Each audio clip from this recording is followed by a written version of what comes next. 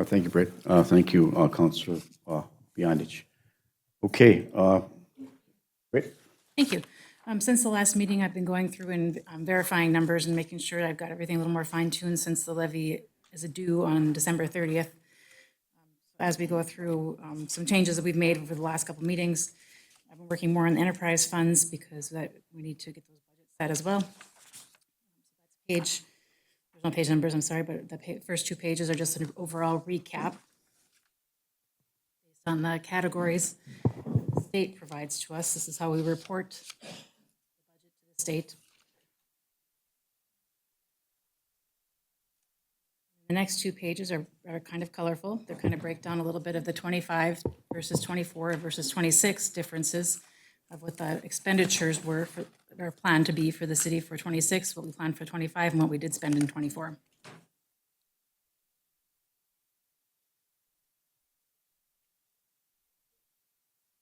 Councilor Bachschnider?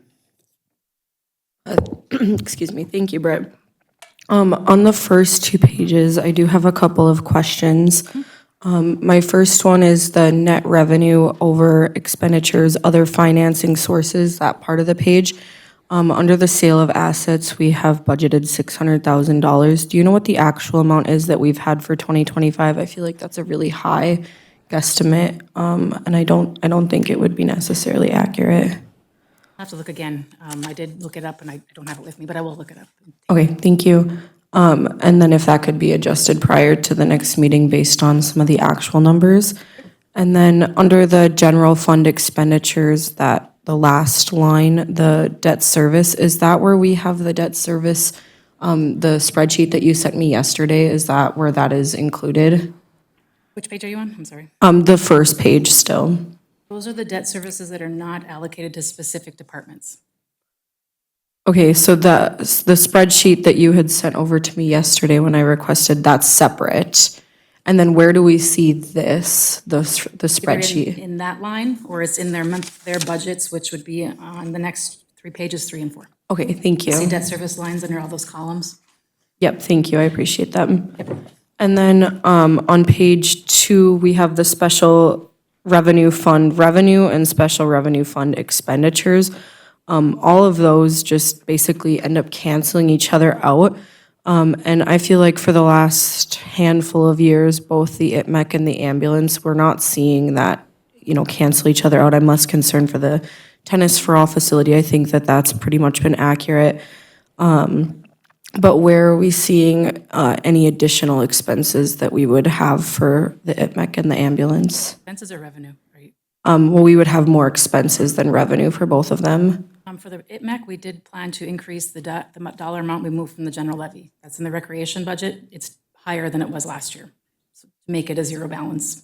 And then would that be on, reflected on this sheet, would that be under page 1, the taxes, all types of levies and taxes? Correct. It would be Okay. in there, and then it also would be under expenditures under culture and recreation. Okay, thank you. And then what about for the ambulance? The ambulance, we have not created a budget for Sprint Medics. We really don't know the dollar amount that we're going to be raising with that quite yet. So we're estimating that hopefully it'll balance out our budget with the money we get from the Sprint Medic Fund. Okay, thank you. Those are all the questions I have on pages 1 and 2. Thank you, Councilor Bachschnider. I do want to give a shout out to Tennis for All. They seem to be doing very well. I really appreciate that group, what they've been doing down there. Okay. Anyone else right now? Okay. I'd like Assistant Chief Jonason to come up, if you would, please. We're talking about the Sprint Medical program that's funded by the state of Minnesota, and then it's taken a long time to get up and running, getting the equipment moving forward and those kind of things. And we have been charged as a city with the opportunity of operating those things, which is fully reimbursable through the Sprint Medical program. So my question is that as we begin this process and looking at what revenue streams that we're going to try to and capture from that, when do you think the Sprint Medical program will be up and running and these vehicles will be on the road and our paramedics will be operating? We're supposed to take delivery of the 2 of 3 Tahoes today. They're coming back from upfitting. We're planning January 5th for our first day of Sprint Medic units in their respective PSAs covering calls. Okay, and just one more question, if you may, for the purposes of the edification for the general public. When will the first run go? January 5th? More than likely. And then the hours that the Sprint Medical program will be operating, they're captured hours at this point in time, correct? Correct, they're laid out. To begin with, everybody in the group, the primary ambulance services, so that's Tower, Cook, or Boys Fort, decided Monday through Friday, 08 or 8 a.m. to 8 p.m. So that means the Sprint Medic would be in their PSA at 8 a.m. Our medics would start their shift at 7, half an hour to check the vehicle, half-hour travel time, give or take, to get up into the PSA and 8 a.m. start their coverage.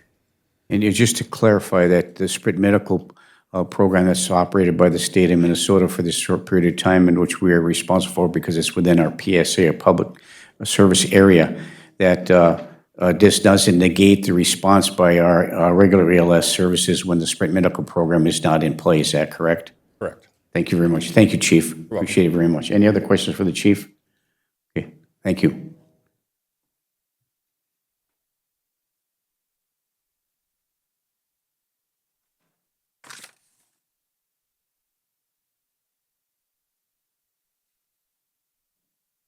Continuing on, pages 5 and 6 break it down the expenditures of the general fund by department and into the categories of payroll and benefits, retiree insurance, operating expenses, capital outlay, and debt service.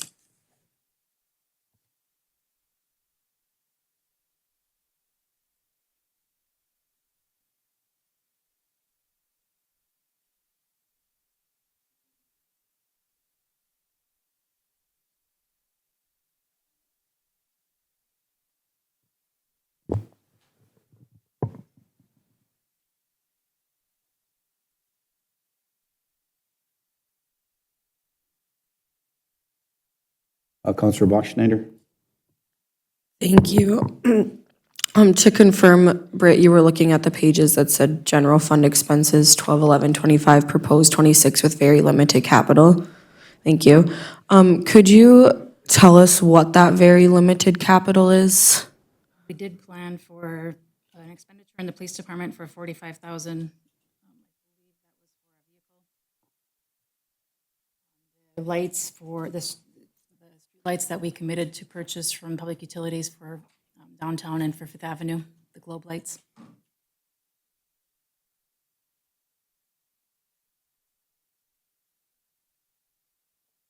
And that was it, that was included for capital? Okay, thank you. Okay, thank you, Councilor Bachschnider.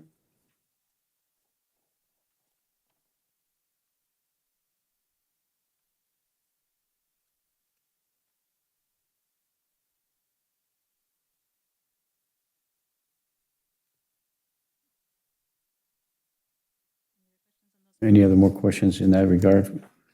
Next one, please, Britt. Next page, we get into the actual budget worksheets for each department. The next one is administration, which would be my office, my secretary, and the HR.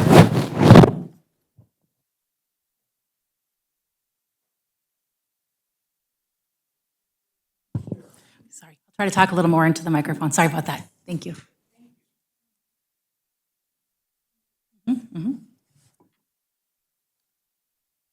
There was no changes in the administration page from the last time we had a meeting. Is there any questions?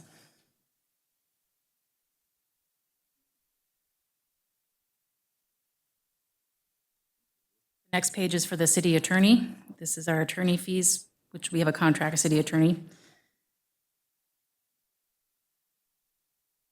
And does this include both criminal and civil? No, this is civil. This is just a civil piece. Thank you.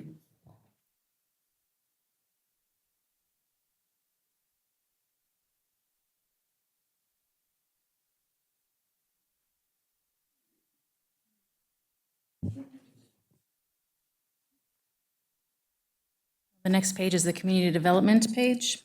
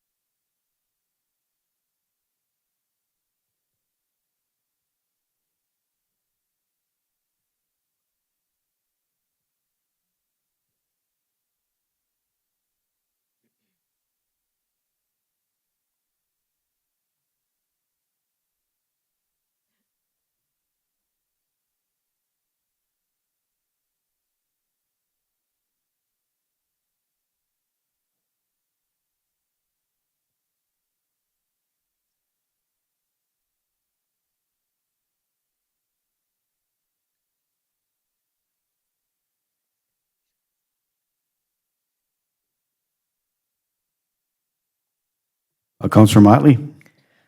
So I was just thinking about, we have a retired employee that's still working, I believe, in this department. Is that reflective in the 2026 budget, or has it been removed? His last day was the 12th of December, so he is done, and it's not, it was taken out of this budget. Okay, thank you. Thank you, Mayor. Thank you, Counselor Motley.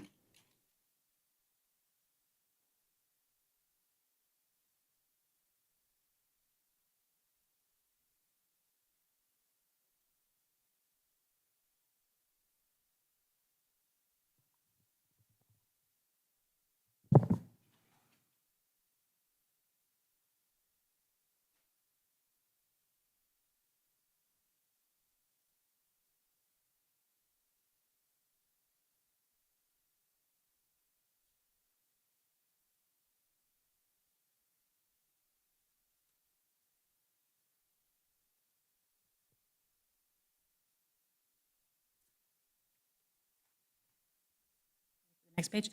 Next page is for City Hall building. One moment, please. Counselor Bachschnider? Okay, sorry. I do have one question. Under the other professional services, that's where we have our contract with SEH.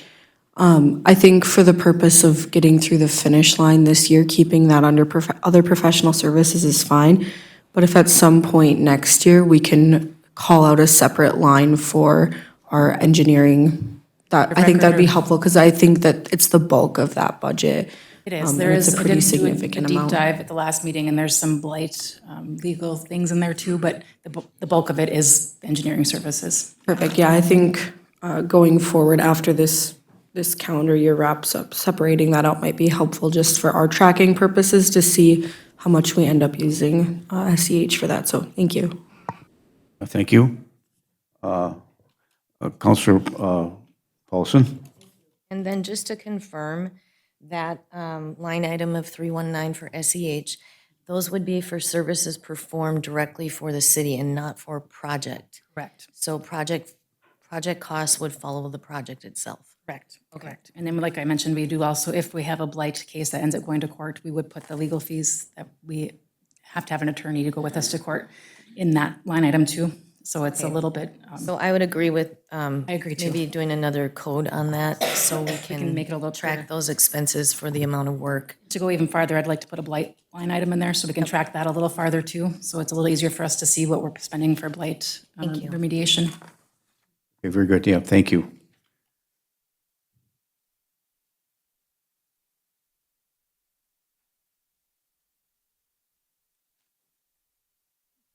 On the next page is City Hall building.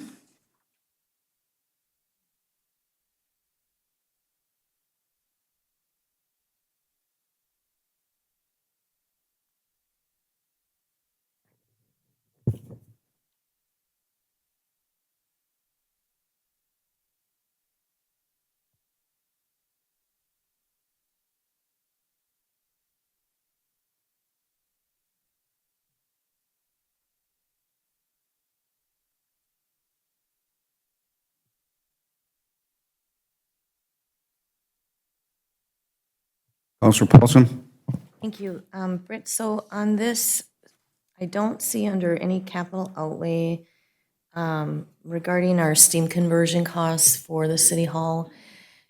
Is that something, how are we going to handle that or deal with that? And where should that fall in this budget? That's a great question. And I won't have the numbers, final numbers for our steam conversion until the bid opening in January.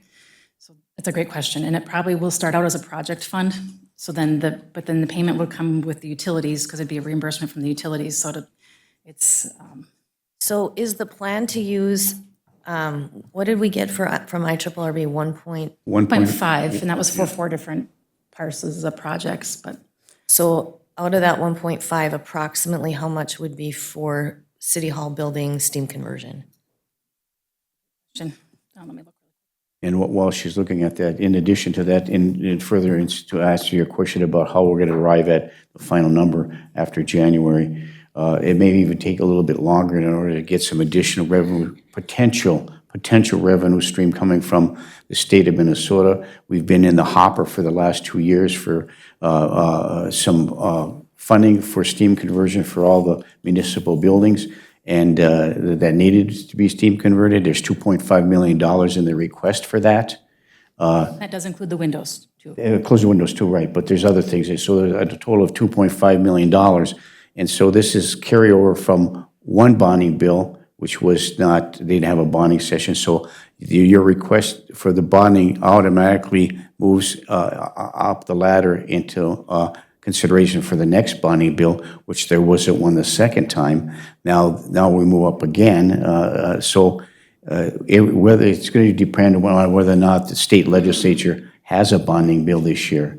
And according to our lobbyists and our local legislators, they want to have a bonding bill, but it'll be up to the governor and the staff to determine how that's going to move forward, if he wants to have one or not.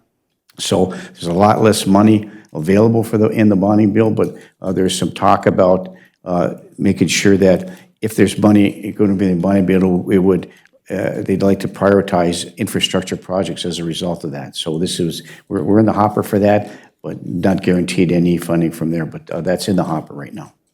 Thank you. And we did get 400,000 for City Hall and 100,000 for the library. And so, did we get any initial, I know you had sent us that a while back. What was the initial estimate for steam conversion for City Hall? I thought it was 1.3. 1.3? Okay, less the 400. And the 1.3 included the windows? No. That's the just steam conversion? Yep. With the windows, it was estimated to be almost $3 million. That's why we asked for something from the legislature. And then the IRRB funds of the 400,000, did that have to be including windows? Or can it be just strictly used for offsetting of steam conversion? It can be used for offsetting the steam conversion. Okay. And then what is I'm trying to do the math really quick. What is the cap that the public utilities has for the no-interest loan? I believe it's 650,000. 650? Thought it was 600,000, but yeah. Yes. And just to give a caveat, the Washington Manor had to get agreement from us to allow the utilities to go over that cap. So I'm hoping that we can use that same leverage that we allowed Washington Manor to go over the cap, that Okay, would like so that same. Otherwise, we would have about a $300,000 gap, right, is what it sounds like. And that's not including the windows. So do we need to plan for that in this City Hall building budget? Or could we explore that with the public utilities to include that additional 300,000? But then do we still have to, so the payment though would not start until the work is complete, so that would be for 27 budget? Correct. Okay, so that would be, I fully expect this will be going all the way till October of '26. I don't think we'd have final payment for quite a while. If not until through the year, first of the year. we don't need then to allocate anything different in the City Hall budget Right. at And this it's, and time. it's, like I said, it's really hard to guess what it's going to be, because if all of the stars align and it comes in under $1 million, we could be We could be okay. perfect, yeah. Okay, all right, thank you for that, I appreciate it. Thank you, Mayor. Oh, yes, thank you, Councilor Paulson. Okay. Councilor Paulson, Oh, sorry. thank you.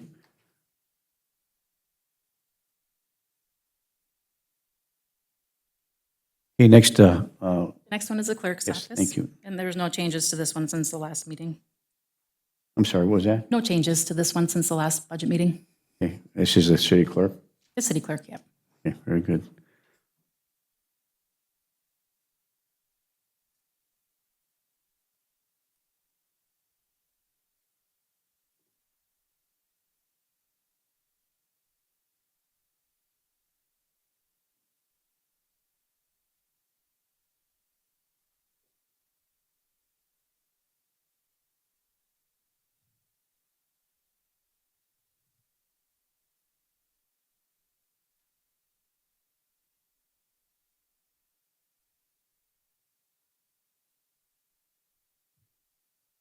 I have no questions. Anyone have any questions on the city clerk's budget?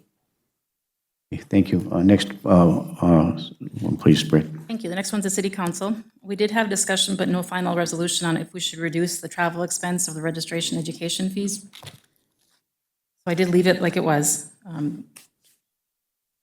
This is the unchanged budget. Councilor Motley. I'd be okay with removing that Do we have to make a motion to remove that? Remove what? The, Blend registration. Oh, the travel thing? Mm-hmm. Yeah, we can certainly do that. have to make a motion, or can we just remove it?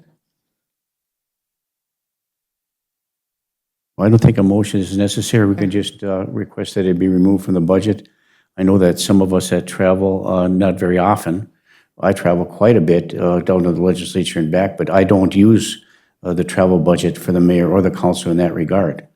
So other than maybe in hotel expense once in a while, but of course I don't use the hotels either. So I stay with in other places that doesn't cost the city any money. So I'm comfortable with removing the travel out of the budget, no matter what it is. Councilor Motley. I think I've said this in the past too, but you being the mayor, I have, in my opinion, I've always thought you being able to travel and go places under the city's paying for it would be more important than a counselor because you are the mayor. But if you're, No, I'm comfortable with having it removed. The practice has been for years that I don't use it unless it's absolutely necessary. So I'm comfortable and supportive of removing the travel budget from the city council and mayor. okay, thank you. Thank you. Councilor Paulson? Mayor, so I had proposed earlier sunsetting insurance for the city council. And that would have to take place, so that wouldn't affect the 2026 budget, but it would affect the 2027 budget. So next year, we have four Four positions positions. that would come up for a vote, the mayor and 3 councilors. So we would have to, and I know there were 2 resolutions that Britt put in the last packet. I had talked to a previous counselor, and he thought there was a 3rd resolution, and I think I talked to Pam about this, regarding a 10-year. So if you serve for 10 years, you would have the option of purchasing it for yourself in perpetuity. Now, I don't know if that exists or the one that you put in supersedes that one. I don't know. You couldn't find it. So, I recall of the conversation. I don't know what the status of that was. I think when, with all due respect, when Councilor Rappelinger brought that up many, many years in the 90s or whatever it was, that if you served at City Hall, not just the council, you served 10 years and you were over age 65, you would be eligible for insurance. But it was my understanding, and I don't know where that resolution would be, that that no longer exists. okay. That was taken out. It was from what I recall. And I only say that because my father, who was on the city council, was part of the issue there, and he didn't have, he had 10 years, but he didn't, there was something there where that was gone. Okay. Now, whether or not we'd have to find that resolution, but I recall it, and it's not something that's currently being practiced. Very good. So with that being said, then those are the 2 resolutions that were in the last packet that we should focus on when we have that conversation going forward. And then the idea, or I guess the idea behind it is that it would sunset with the term expiration. Then the next group, what it would be, 2 years? For the next group of 3. So within a total of 6 years, the elimination of the cost to the taxpayers of council, mayor, health insurance would be completely removed. Is that correct? Okay. So we would have to have just the resolutions, and I guess that would just be those 2. We might want to make sure. And then I do feel that we need to have discussions how the past, because that would affect past counselors or family members that are on that. Is that correct? If I Or may, no? I think that this is something that's, I think, internally discussing with respect to benefits that were earned and in perpetuity. I think we should have legal take a look at that to determine what the what our options are moving forward. So those who, for example, who have been on, I know that those who have received the health insurance, I think that one piece didn't expire like in 2002, where And then there was a new one brought forth, I think that, or maybe it was in the 90s, I can't remember. But I think it would be prudent for us to have legal research that to determine what action can be taken, what our options are. Very good. And then just for the record, those that are previous counselors that have taken or are taking part in that healthcare plan, they are paying the full amount and the taxpayers are not paying any amount. So they're paying that. It's not a burden on the taxpayers. That is correct, Okay. yes. So then going forward, we would just have that discussion, and it would be my intention to do that. And I don't know when we would have those discussions, but at least that starts the ball in motion to start reducing the cost of healthcare for council and mayor. Thank you. Yes, thank you. Thank you very much, Counselor Paulson. If I just may. Yes, please, The Britt. timing is key. You have to have that resolution passed before the filings open for office, because they have to go into the filings knowing basically their wage and their benefits and what they're going to get. So that would be May? May, okay. So we should start those, I would say. Anytime soon, yeah. Okay. Yeah, and include legal in that regard as well. Thank you. So thank you, Counselor Paulson. Counselor Bachschnider. Thank you. I'm going back to the travel and registration education fees. I'm fine removing it with council. I think leaving it at least in the budget for mayor, although you don't use it right now, makes sense because, you probably won't be mayor forever, right? Right, like, even if you get another term, it's not gonna be forever. So I think at least leaving it in the budget, so Okay. if future mayors want to utilize that funding, that's at least available and not something we have to add back in. Does that make sense? It makes sense, and one can only hope. Yeah, there you One can go. only hope. I'm an old guy, so it's good to have new blood coming in the very near future. Even if there's another In the term very or near two, right? future, Like, but it just thank you. won't be for the rest of all time ever. No, Was it just the travel thank that you. we're looking Yeah, at, or was thank it you for both the that. registration and travel? I think leaving it for both, at least for the mayor budget, makes sense. But fine, I don't know what it is in the mayor budget. I don't think we've gotten to that page yet, but I think it's easier to not take that out and then just not use it and versus trying to add it back in however many years. logical. Makes sense. Thank you. Okay, we'll leave it in for the time being for 2026 budget. Is everybody amenable to that? For the mayor, and we'll remove it for the The council. mayor? Okay, Yeah, that's what I think as well. okay, thank you. Everybody amenable to that moving forward? Okay, thank you. Anything else? Next, please. Next page is data processing.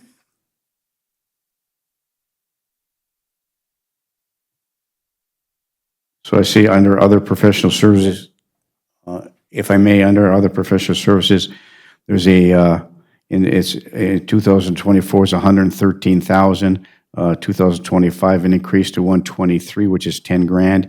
And in 2026 budget, it's a reduction from $128,372 down to $93,600 in 2025. And then in 2026, it stays at $93,600. So those other professional services have decreased over the last, since '24, staying stable for '25 and '26. And so for the public's knowledge, could you please clarify what those other professional services are? Would be assistance with IT-related items, such as our wireless, our internet, our computers, our servers, or any of those things. And it's hard to predict, depending on what happens. I mean, it could be one catastrophic virus could blow our budget, and we had some catastrophic things happen both in '25 and '24 that we really needed an IT firm to come and assist with us. And so I can't predict that they're going to happen in '26, and I don't know that. But And the reason I point that out is that, this is government-wide adjustments for data processing.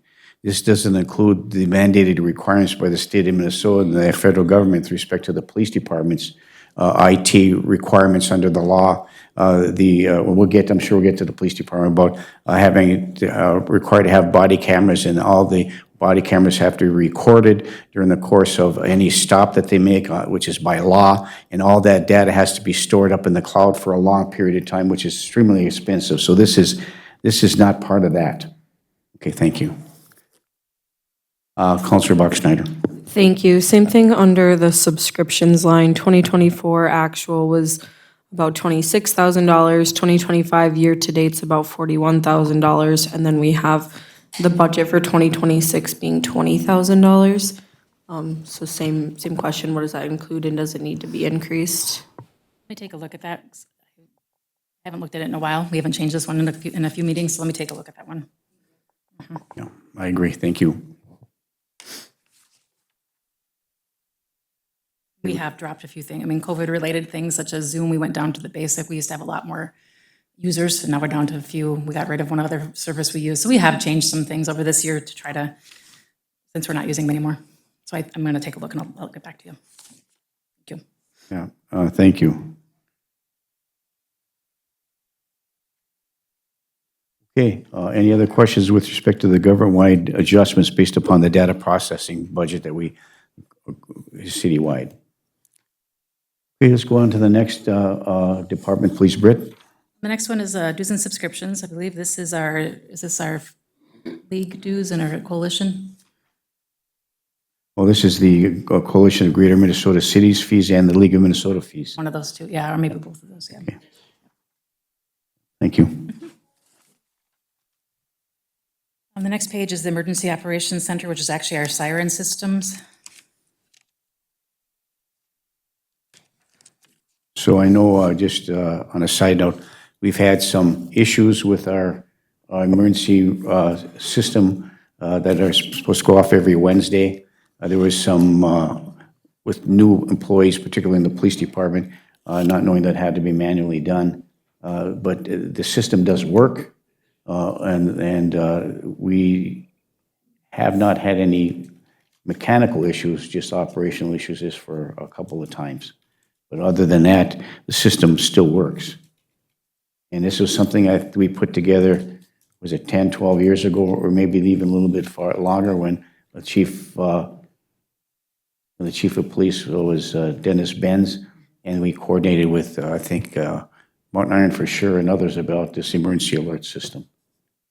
Correct? And this is our cost only. Thank you. Under emergency management. And I think it's not part of this budget, so to speak, but I think if we take a look at our emergency operations policy, our emergency management system, that it would be prudent for us in 2026 to take a look and see if we need to do any upgrades to our EOC. Thank you. With no extra cost involved. Councilor Beyondich. When was the last time that was looked at or done, the EOC? COVID, it was Was it 2020. COVID? About Yeah. 2020, 2021. Okay, so who is in charge of that now? The fire chief. Okay, all right, thank you. And that's part of the new public safety building. There will be an emergency operations center right there, which we never had before. Thank you. Councilor Beyondich, anything further? Okay, thank you. Anybody else with respect to the emergency management budget? Okay, Britt? Next page is finance. Okay, finance, okay, thank you. And we took a look at, we made some adjustments to staffing and made some, so we no longer have a finance/HR director as we had in the past. We have two separate entities. We have a finance director and we have an HR director. And this reflects that, correct? Thank you.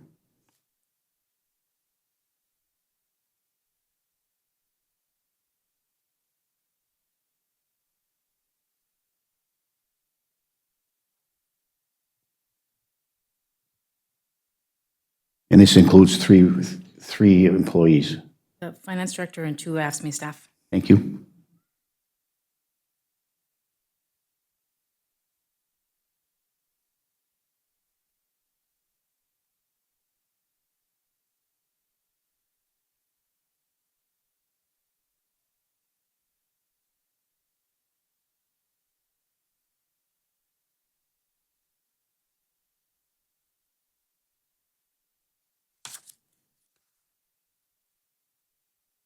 Our audit is not in this budget, is it?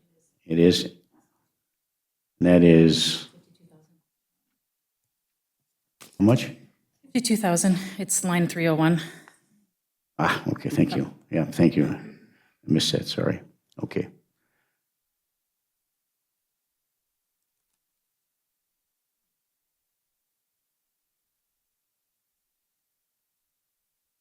Anything else under government services with finance?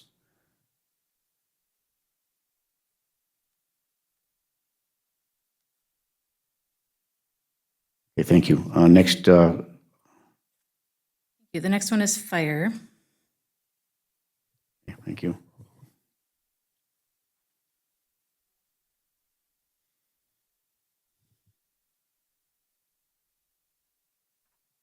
Counselor Paulson. Thank you, Mayor. I do have a question. Now that everyone's going to be moving into the public safety building, did we retain any of those spaces for training at all? And where I'm going with this is, would there ever be a possibility of revenue coming from any training? And would that be something we could potentially add? I think what we talked about before, and I'll let Assistant Chief Jonason answer that question.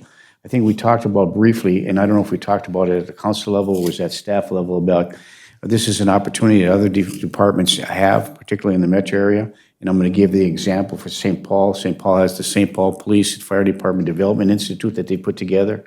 And so they would bring in different training instructors, maybe from someplace else, more professional out of other states, pay for that.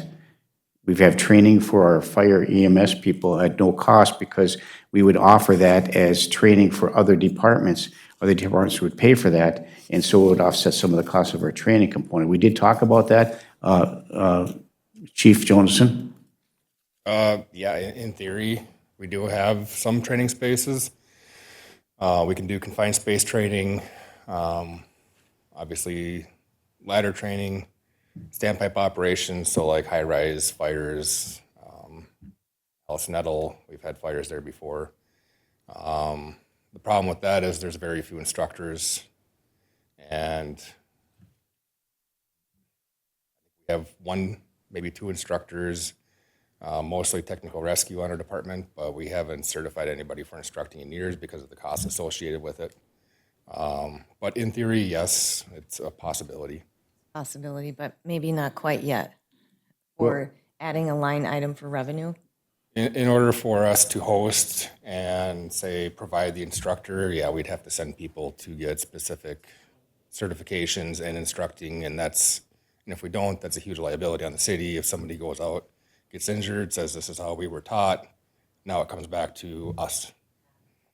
Well, one of the other components moving forward for us to discuss, and with the fire department, I have some brief conversation with Chief Frederickson about this, is you're talking about the revenue piece of it. So say for the sake of, and as an example, you bring in a professional fire person from another state who has the training, the experience, the credentials, all those kind of things to provide a training so we don't have to send somebody for train the trainer school.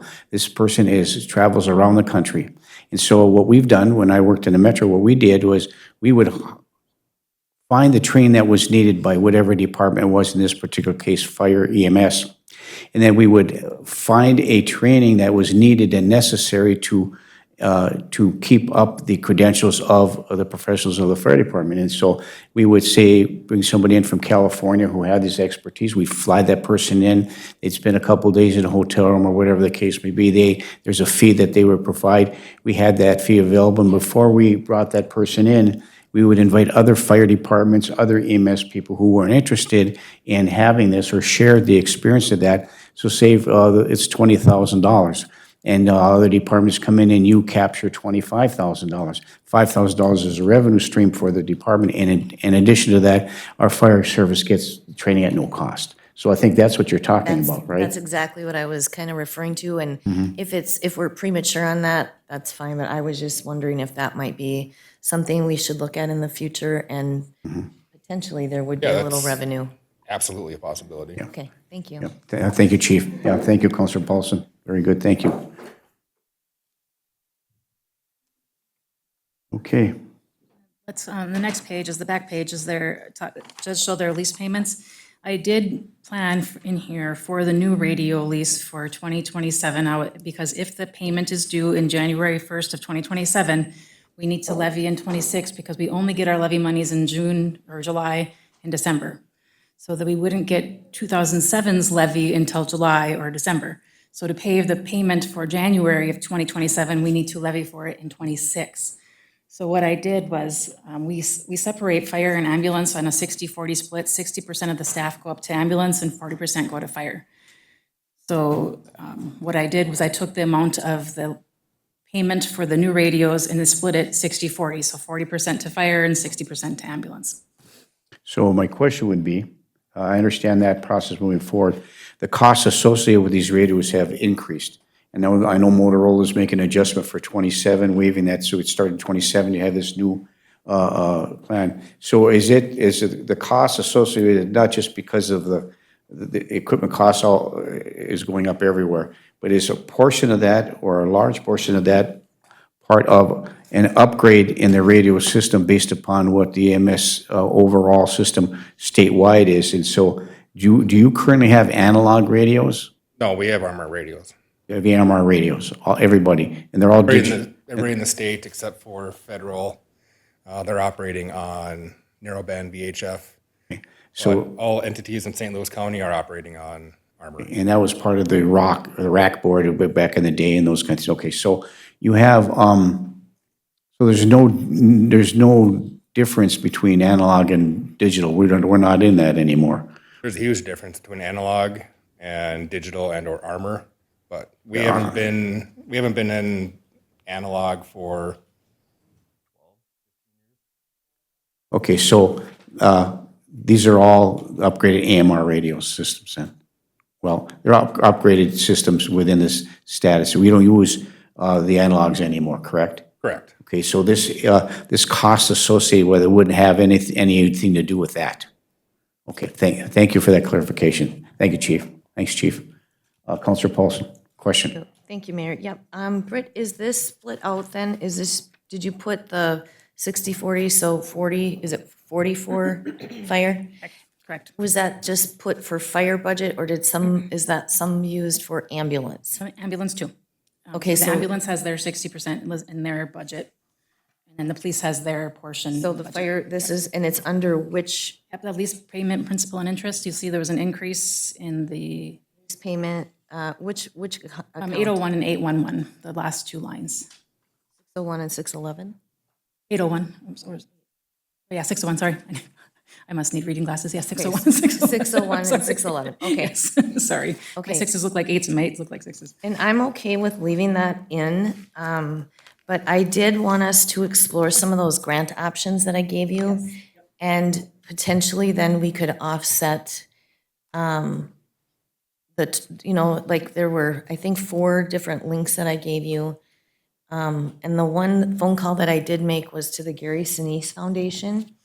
And they accept grant applications 365 days. There's no deadline for anything of that.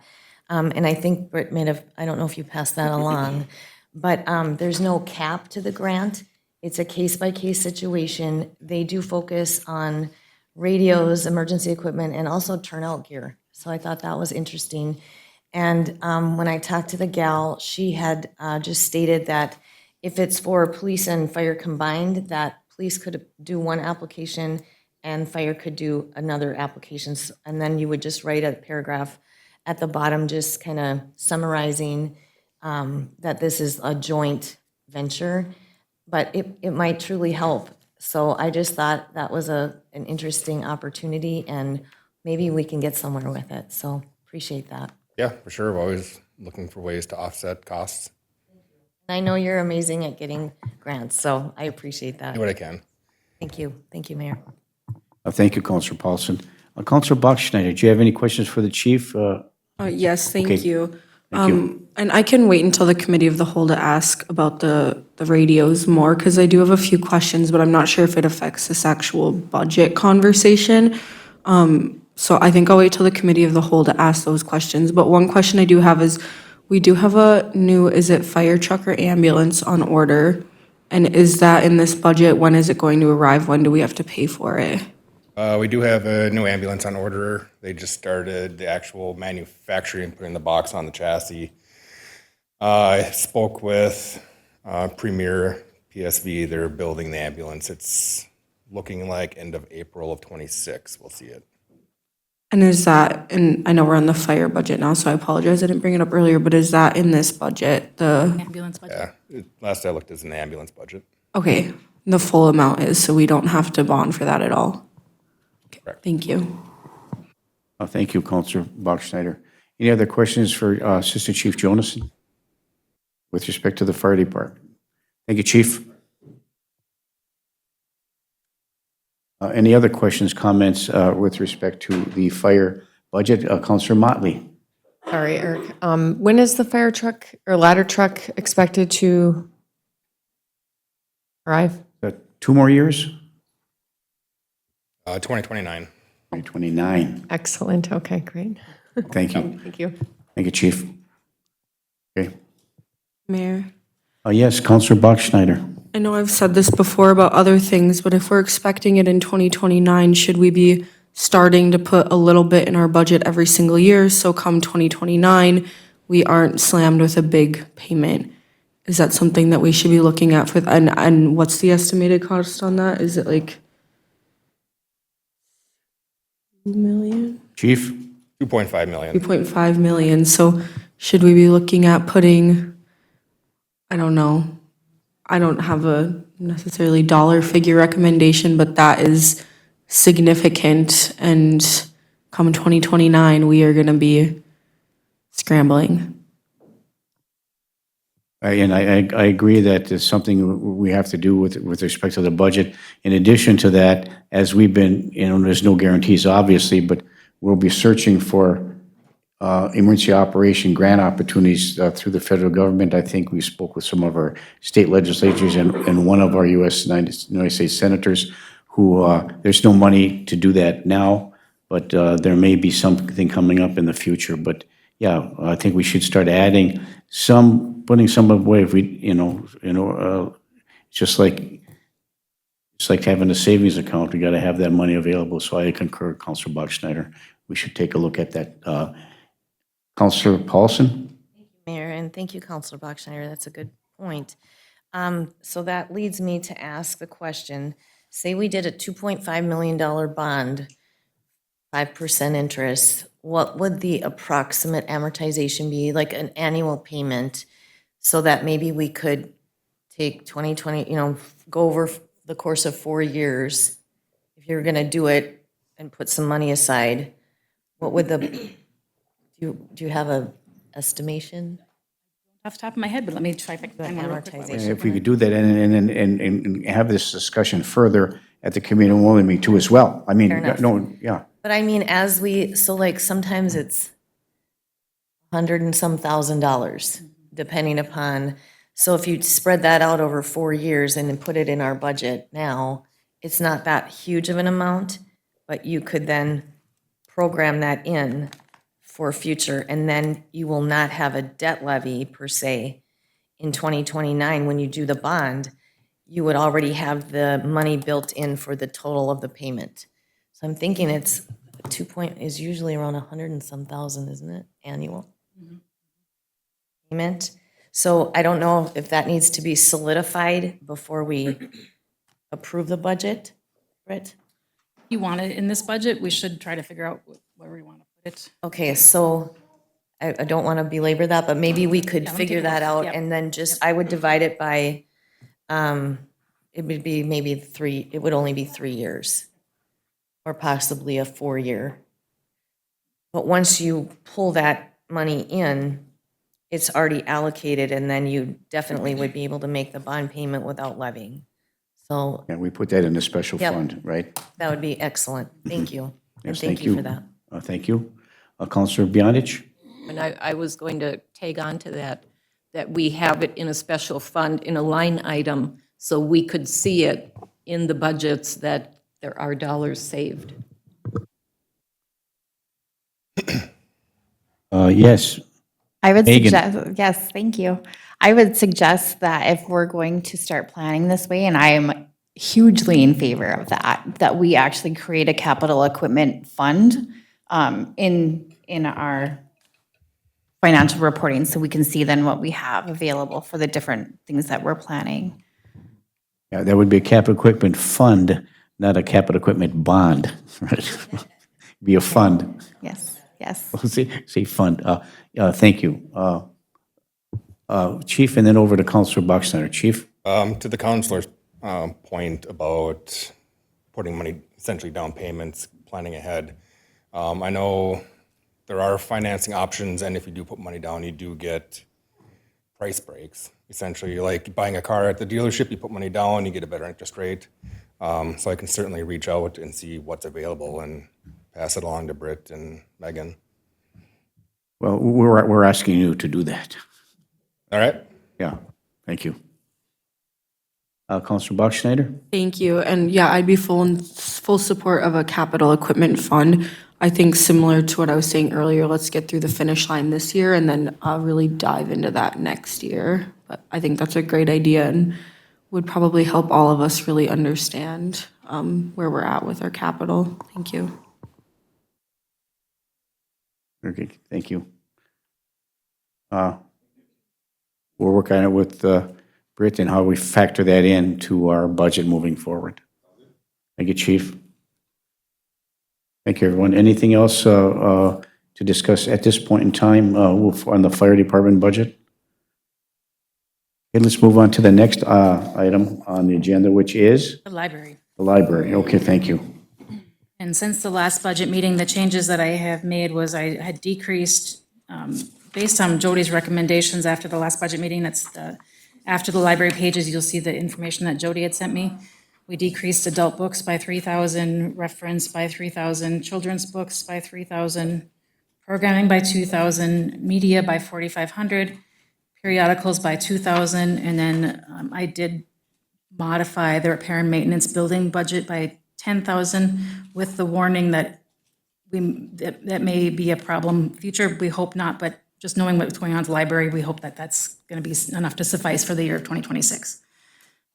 Okay, and making those changes, recommendations that were made by our library director, you have a grand total budget of $1,021,697. Is that correct? That's with the revenue decreasing. The actual expenditure budget is $1,039,397.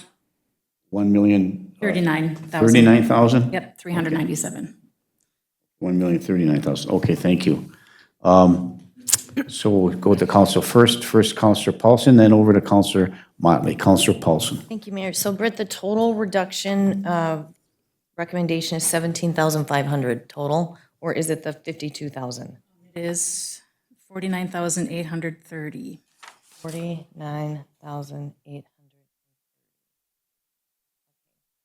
That's roughly, I did have looked at a percentage for that too. That is 5%, I believe. 5 of the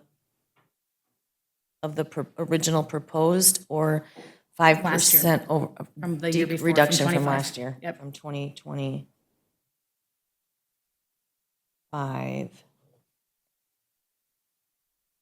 So when you get that, and sorry, I'm trying to still do amortization, so. So I guess my question is, so we were already at a 0%.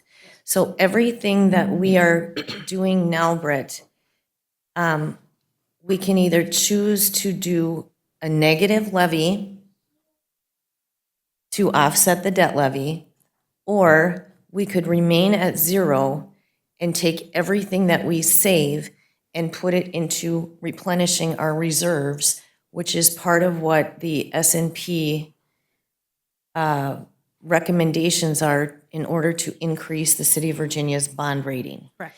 So when I had these discussions at the last meeting, and I went through, and it wasn't just the library, I just want everyone to know, I went through each department to see, I think we all did, to see where we could cut additionally.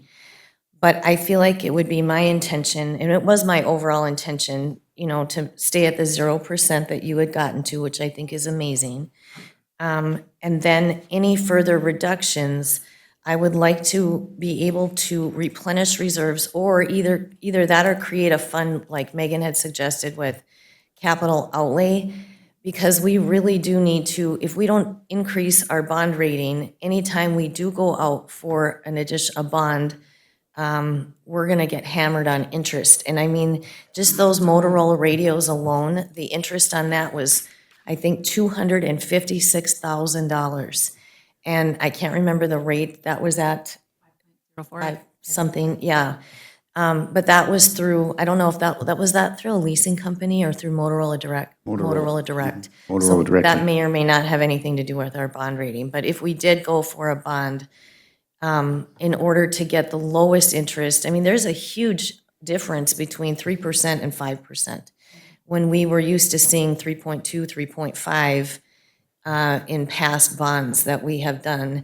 And since the bond rating has dropped to, what are we, a B, triple B negative now?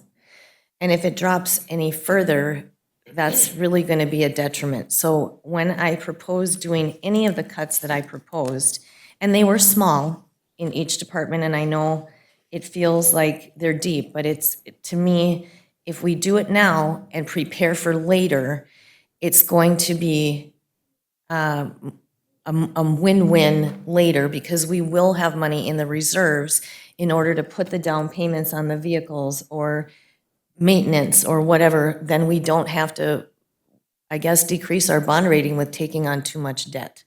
So in my head, I had a plan of how I thought this should go. And by making further cuts and getting down to zero, I think is a feat.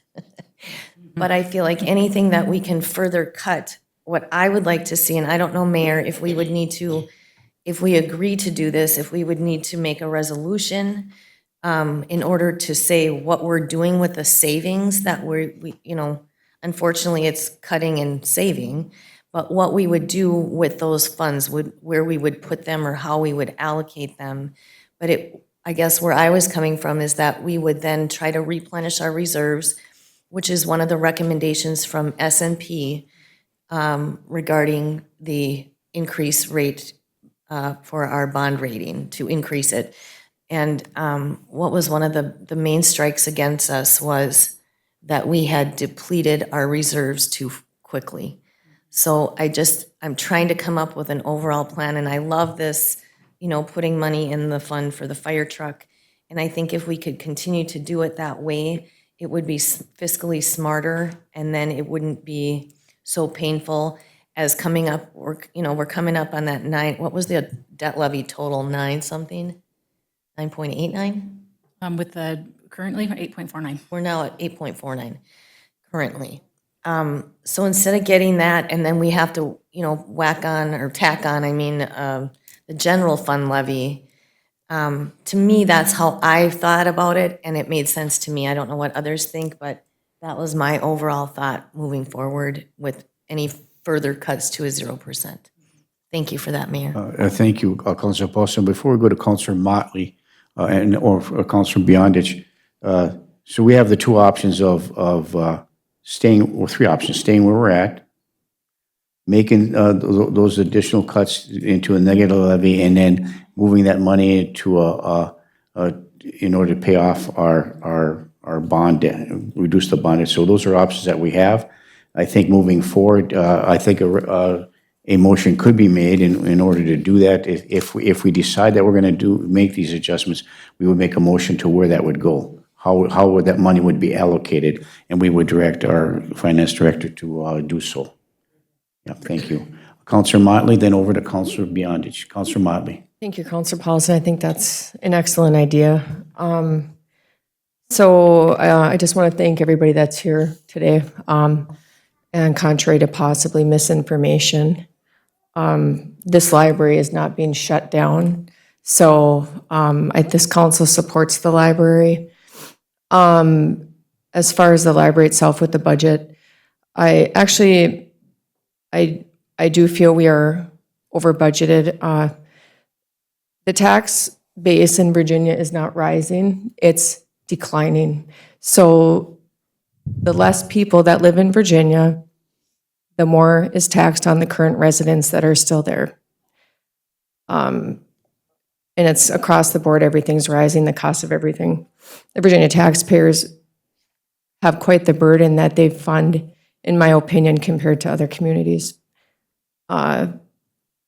State mandates the city of Virginia to produce $770,169 for our library, okay?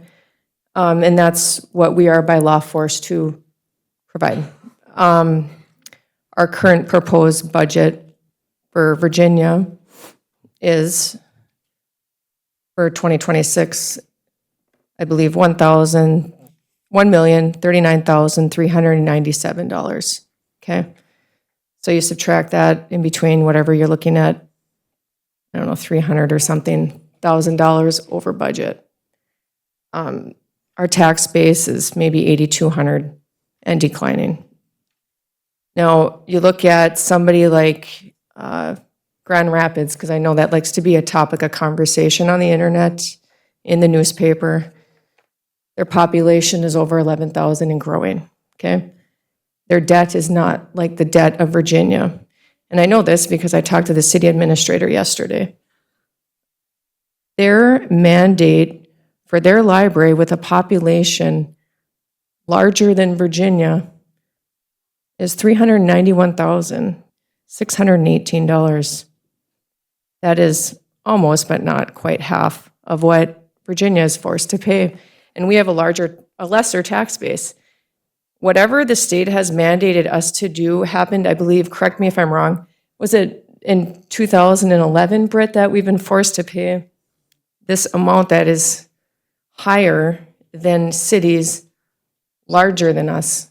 So ultimately, it affects the taxpayers because you are forced to pay more than communities that are larger, and in Grand Rapids' case, they're thriving, they're growing. And Grand Rapids right now, as we all know, has cut their library, and they're a growing tax base, and they're still open.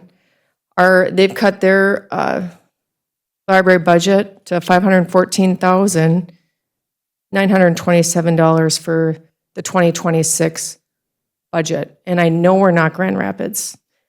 I'm just telling you, their tax base is bigger and they're paying less. We're being forced with a smaller tax base. We're already over at $1 million some dollars, but we're being forced by law to do $770,169. They're by law being forced at $391,618 with a bigger tax base.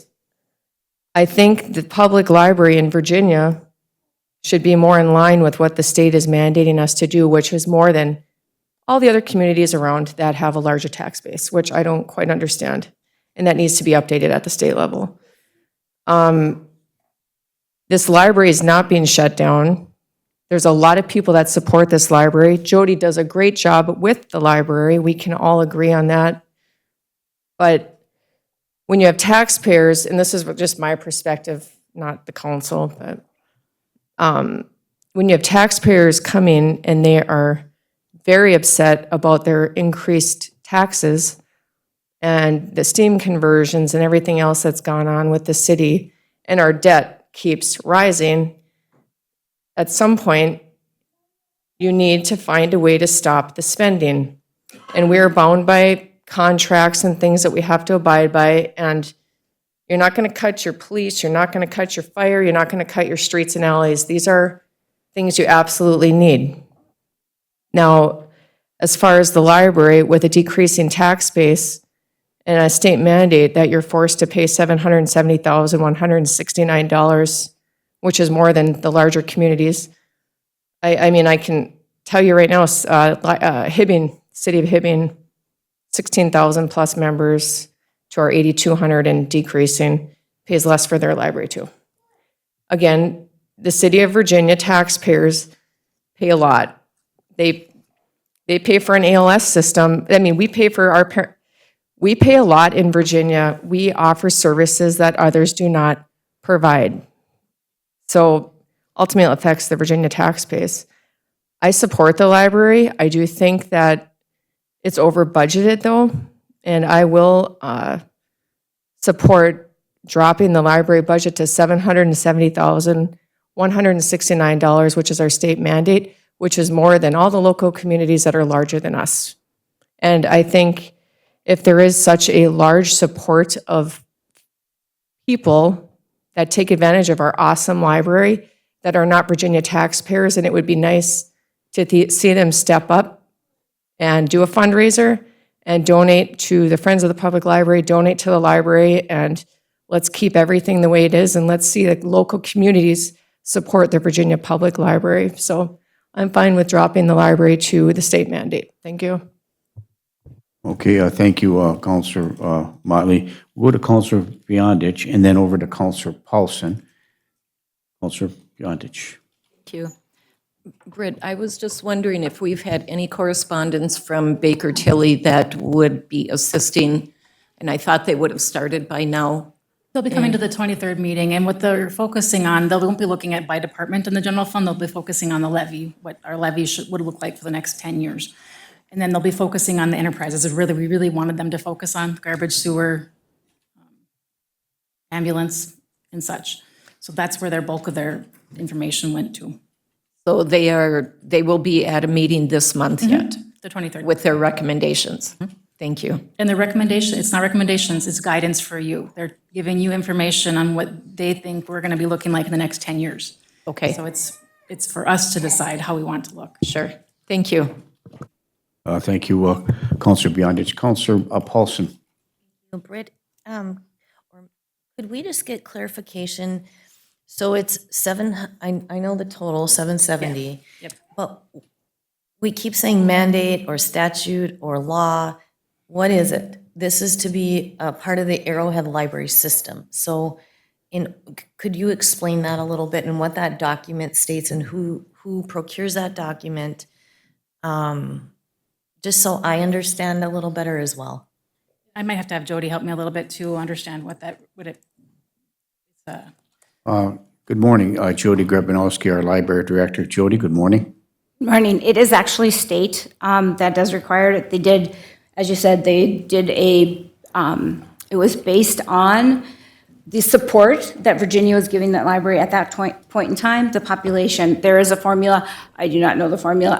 It's complicated. And that's why everybody was set at the way they were. So it is a state mandate. So that's where that number comes from.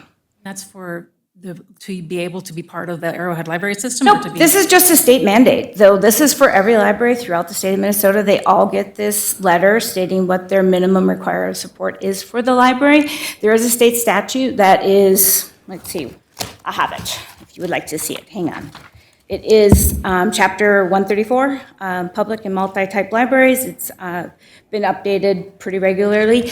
This part is in the Department of Education. So we are part of ALS and our benefits from that, and we do get the money that we do get from the state, the money we get from the county helps provide, so we have a library catalog, which is, thank goodness, we do not have to support it in Virginia because you'd have to add a minimum of $300,000 to your budget just to support an ILS.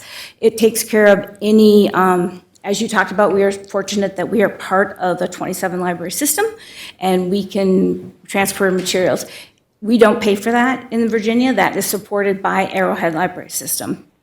It is also other services that we are required to, as a library, to have from the statute and other things that we need to do that we, our computers that we use for the ILS, my programming skills are not great, so I'm really glad I don't have to do that.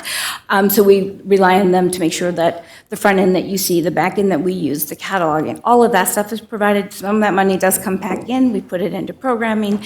There is legacy funds for all libraries throughout Minnesota. Which you know, and you have to have a grant. You have to administer that, so they do that. And I know that if you would like to get into all of the details for that, Molly at she's the executive director for Arrowhead Library System, would love to have you come visit and she can explain everything else that they do because we have printing, we have different services throughout that are for the library staff, to make sure all the library staff are getting their training that we need to do, to make sure that we do the best that we can for our patrons. I appreciate that, and I guess I just wanted to know, because there's different terminology being used. Yeah. And would you mind emailing us what, like I guess what you just said, the chapter, is that a Yep, I can give you statute? the link to, I can send you the chapter. You all should have, the state, Pam sends you that every year that we get the certification of what is required by the city. And so, and if the city does decide to go to that, that means currently our staffing budget, staffing, retirement, medical, all of that is over that 770,000. So that would require staff cuts. Right. So, yeah. I was not suggesting that. But if that is the goal of the city, that is so that's, I can't make $800 and some thousand for staffing and stuff. I can't do that budget, so that is, I took some decreases across the budget, across the board, which are gonna mean certain things are going to go away in the library.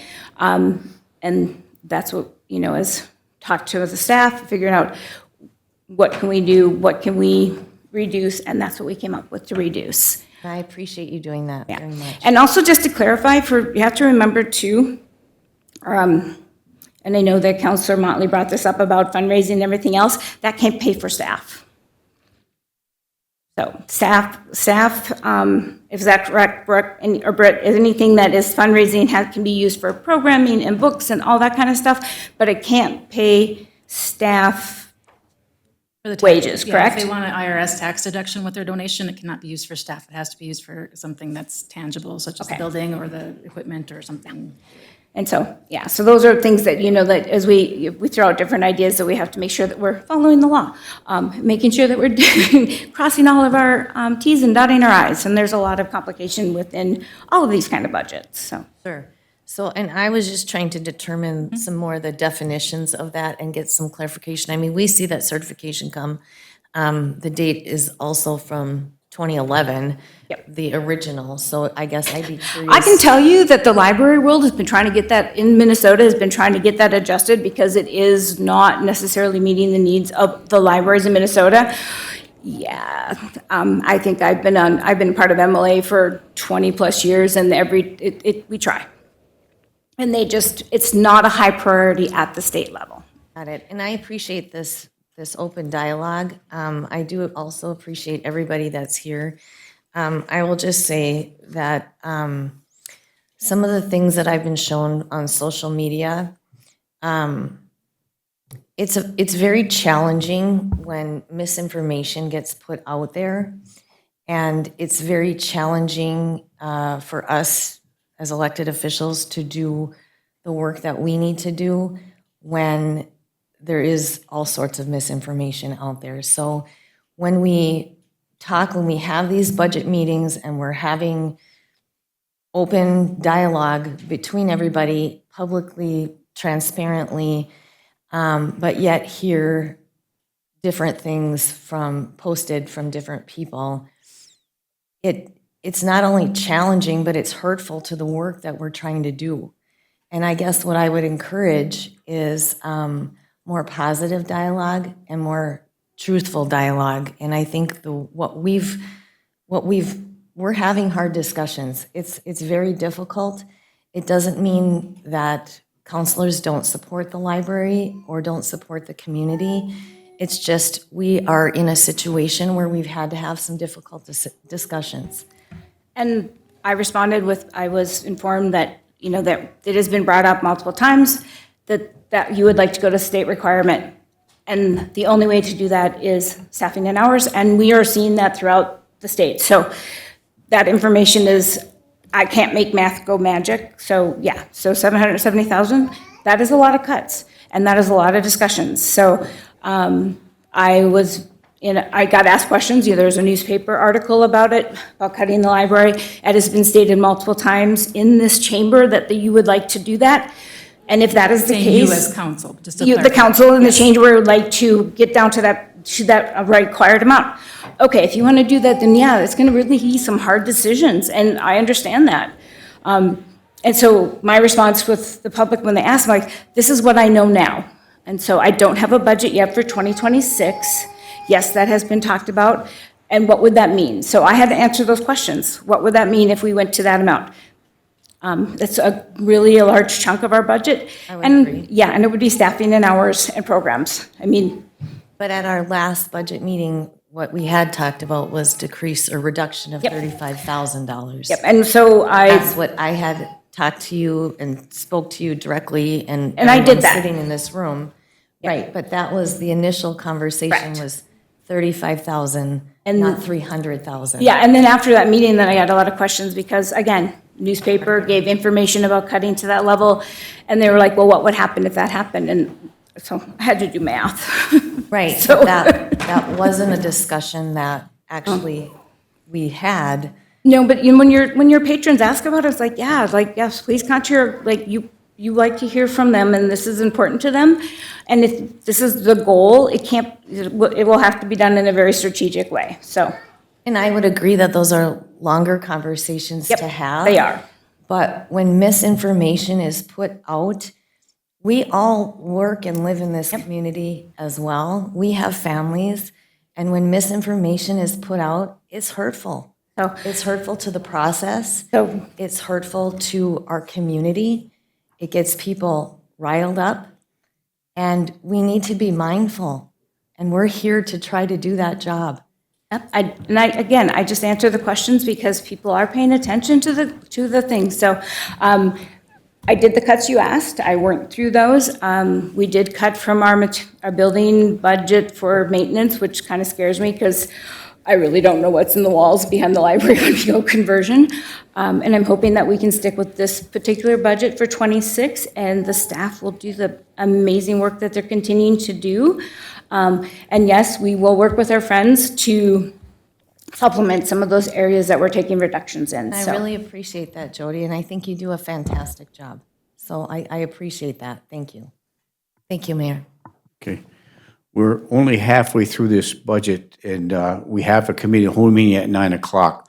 So what we're going to do is, once we finish with the library budget, we're going to recess the budget meeting, go to the committee whole meeting, and come back and finish. But in the interim, first we'll go to Counselor Bachschnider, and then I'll give a gentleman a chance to come up who passed us out with respect to the library, and then I'll look at the email that was sent out to everybody from Mr. Sturdy, and then we'll go from there. So we'll try to get to as quickly as possible. I'm sorry that we only have 7 minutes left, or a little bit more than that moving forward. So Councilor Bachschnider. Thank you. I'll be as brief as I can. I did ask Britt to send the letter out to all the council of the state statute. So, and I think I saw that email come through. So you guys should have that in your email now. And then in my research, I did not talk to the Grand Rapids City Administrator, but in my research, what appears that they did is they looked at the data and they said how many of the people that come to the library are City of Grand Rapids residents. And it was about 30% of the people that visit the library and check books out. And so then they went and they lobbied Itasca County for some additional funding. And Pam, you maybe may know more about that just in your personal endeavors that you do, but my understanding is they lobbied the county, and that's how they went above their state mandate, because they got some additional funding. And then I do know that they have a very large fundraising campaign. In my day job, we received a request, and it was for staff. We did go back to them and say, you know, we as an organization would rather do programming because, you know, we can get some logo recognition then. But the request that they sent was for staff. And so, you know, I can only assume that we're not the only ones that received that exact request then. So I'll leave it at that. Thank you. Thank you, Councilor Bachschnider. So in the interest of time and deference and respect to all of you who are here today for the library, two things. We did receive a letter in our email, I believe, from Mr. Randy Sturdy with respect to the library and his support for it. It's rather extensive and it contains a lot of useful information for us to consider. So, Mr. Sturdy, thank you for that. We'll go through that as we discuss this moving forward. We also have a letter from Mr. Langquist, and he just handed this out to me in the beginning of the budget discussion. So with respect to that, we've allowed other people to speak. I know that we only have 5 minutes, but we can go a little bit over, but we're going to recess our budget meeting until we finish the committee whole meeting moving forward. So I would ask Mr. Landquist, who has made a formal request to read his letter, please come forward right now. Mr. Landquist, thank you.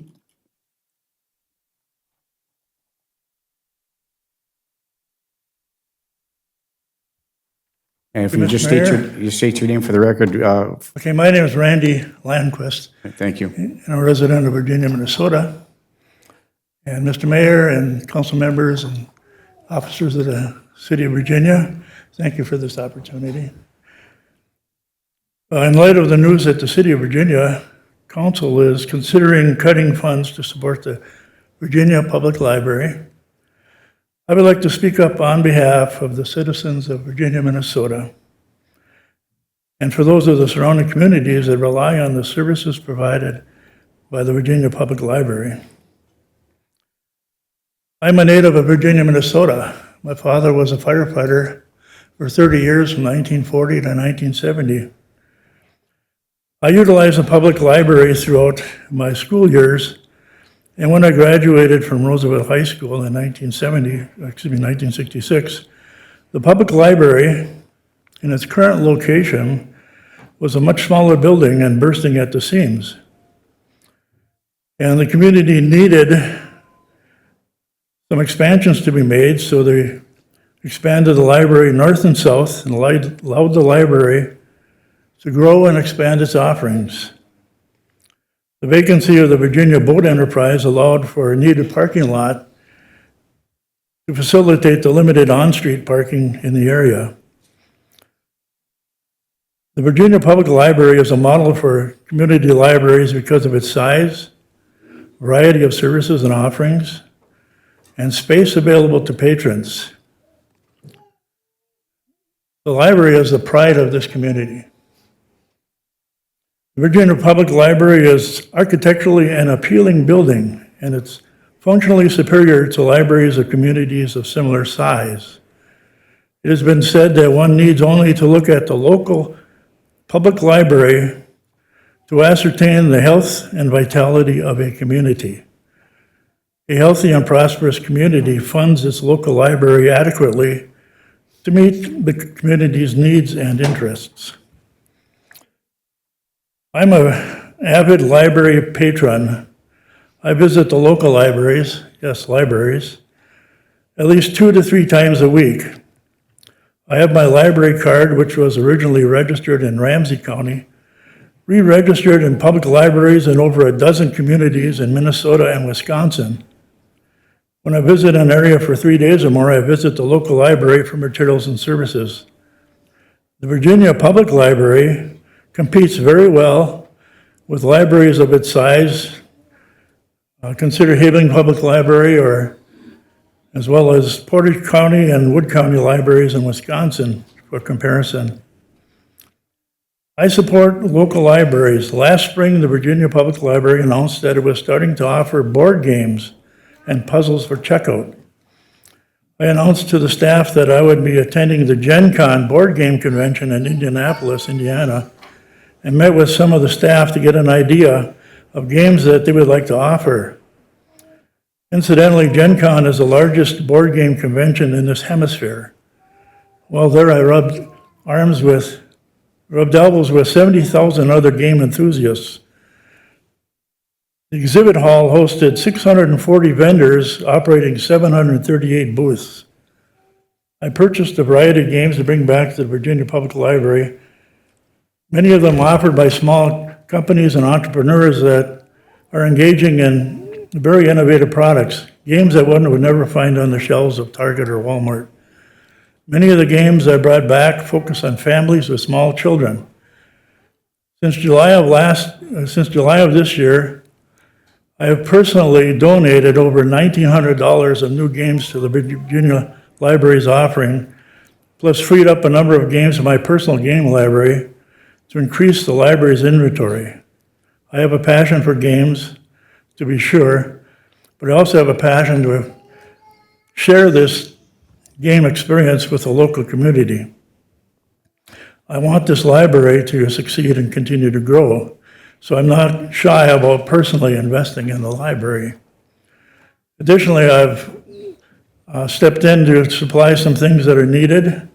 For instance, they stock a series of Longmire, and they lost the series 1 of the series, so I went and purchased the DVD and give it to the library, and I've made some other contributions as well.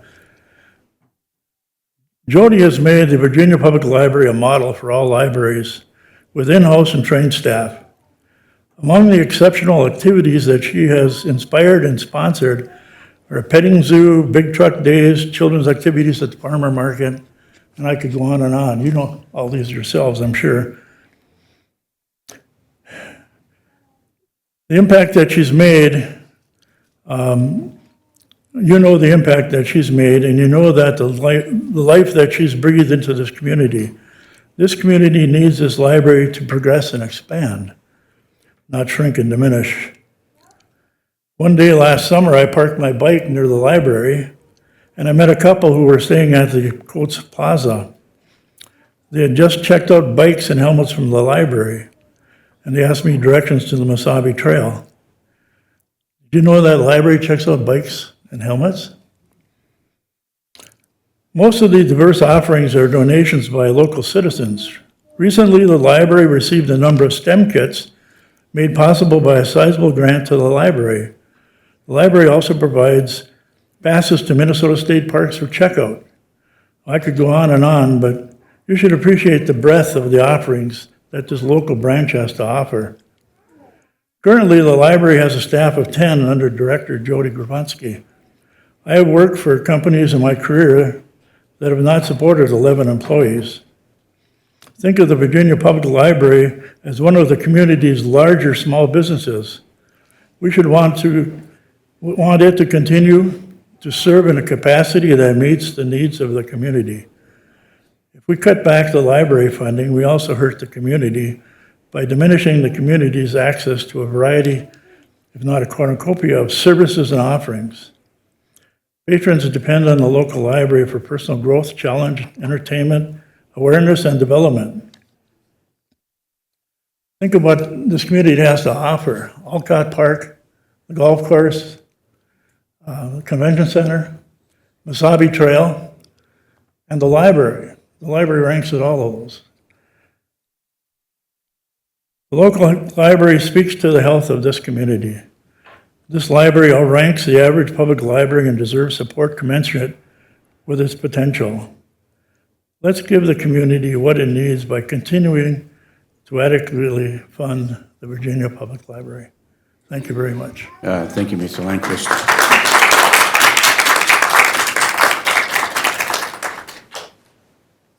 We're required to recess and start the committee of the whole meeting, but I'm just going to give just a couple of more minutes, that's all, just a couple minutes. I know you had your hand raised. Is there anything additional that you had that wasn't discussed here that you want to add? Did you use your support for the library, correct? Okay, just a minute or so, please. And then, thank you. And then one more. Thank you. Please state your name for the record. Thank you. Hello, I am Crystal Macias, the Youth Services Librarian. Okay. I just had a couple questions. So we talked about taxpayers, Councilor Motley, Councilor Paulson, talked about taxpayers who are being affected, having to pay extra.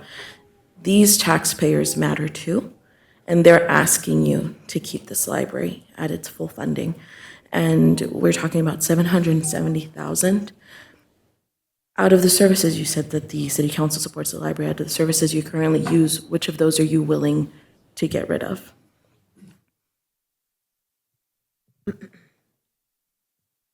Councilor Motley? With all due respect, I don't think it's quite appropriate for you as a worker to even, like, you can talk to me one-on-one if you'd like, but I think as a worker, I'm not quite sure it's appropriate for you to even if this, are you being paid right now to sit at a city council meeting instead of working at the library? No, my shift hasn't started yet, Great, my own time. okay. Yeah, so my So question. I don't run the library, and I'm not trying to be disrespectful, but for some reason, the city of Virginia taxpayers are forced to pay more than other cities with a much larger tax base. So I feel really, when I have taxpayers that are begging me to lower their taxes, and I've failed every single year that I've been on this council, it like eats me alive. It just eats at my core that I cannot lower our taxpayers' taxes, literally failing. So when I see a budget to me that looks, several $100,000 over, I think if this library has as much support as it appears, people are going to step up to the plate, not just the Virginia taxpayers. So I'm hoping, and this library is not going to be shut down. That is just complete misinformation. Correct, and I would really appreciate if we stopped saying that, because no one has said that on our end. We have not put that on socials. No one at the library is stating that the library is closing. No one at the library is stating that the budget cuts mean zero money for the library, as in we won't have one. So I just want to make sure that we get that out there, that none of us, and library and patrons, are saying that. And I think it's really important that we really redirect that conversation away from that topic, because we're here as taxpayers asking to keep this vital service. And as a youth services librarian, I hate to say that I don't speak for taxpayers. I speak for 4-year-olds and 6-year-olds and tweens and teens who don't put money into the city, but they take our resources that are so vital to them. And if our 4-year-olds who are here, could be here right now, as they're learning to read, they would tell you how much that this means to them when they come to story time. If we do cut our hours, if we do cut out this budget, they don't get that. If we want to keep story time, you need sufficient people in the library, both to run the building and also to be able to be in those programs, running those programs as well. And it's so important for our tweens and our teens to have a place to be that isn't out on the streets, that isn't, that's a safe space between home and school. They need somewhere to go, and we are that space. So I apologize to the taxpayers who pay money, but also on behalf of those that can't yet. This is vital to them, and it matters just as much as those that are putting money into the community. So I just urge and ask that you take everyone into consideration, because this kind of cut, and it's substantial. If we go down to that 770, it will affect more than just those that are putting money into the community. Okay, thank you, Crystal. So we've discussed this. We've discussed this at length with Jody, has presented all these issues, and we are well aware of the services that could be cut as a result, so thank you. I know this is an unusual circumstance, but I'm going to allow, but you had your hand raised one more time to come up, and just briefly, please, just briefly, but before, as you come up, Councilor Bachschneider. Thank you, and thank you all for being here today. I've seen the social media posts, I've read every single email that has come through about the library, but I do just want to add that for every single email we have received about the library, I have received at least 2, if not 3 phone calls, emails, text messages, stops at the grocery store of people begging us to look at where we can make cuts. And this is not an easy decision. I volunteered at the library in the children's area all throughout high school. I loved it, and I believe in the library, and none of us want to sit here and make this decision, but you have to realize the amount of contacts that we each get, and it's heartbreaking, it's devastating, but we have to keep that in mind, that I've read every single email, and I've also read every single text, phone call, and stop in public, on the other side, and this is not a fun decision, and I'm not looking for empathy in saying that. I just want to give a little bit of perspective on the choices that we have to make, so thank you. Okay, thank you. Please come forward, just 2 minutes, and then we're going to have to recess. We have Matt Reed from SCH on a project that we need to take care of, and then we might have to take a quick break. So please state your name for the record and welcome. You went through that? Once again, please. My name is Alyssa Hicks. Alyssa and Hicks, thank you. Hicks, I'll be very, very brief with Thank all you. of you. Thank But you. I just wanted to ask a couple questions. So a lot of people you've mentioned in the community have been misinterpreting the numbers, or there's misinformation out there. I've commonly got the question of, well, where are the numbers? Like, is there anything that's available readily to the community of more information about this? Because obviously not everyone can be here at 7:30 a.m. on a Tuesday. We made the sacrifice to come here to show our support.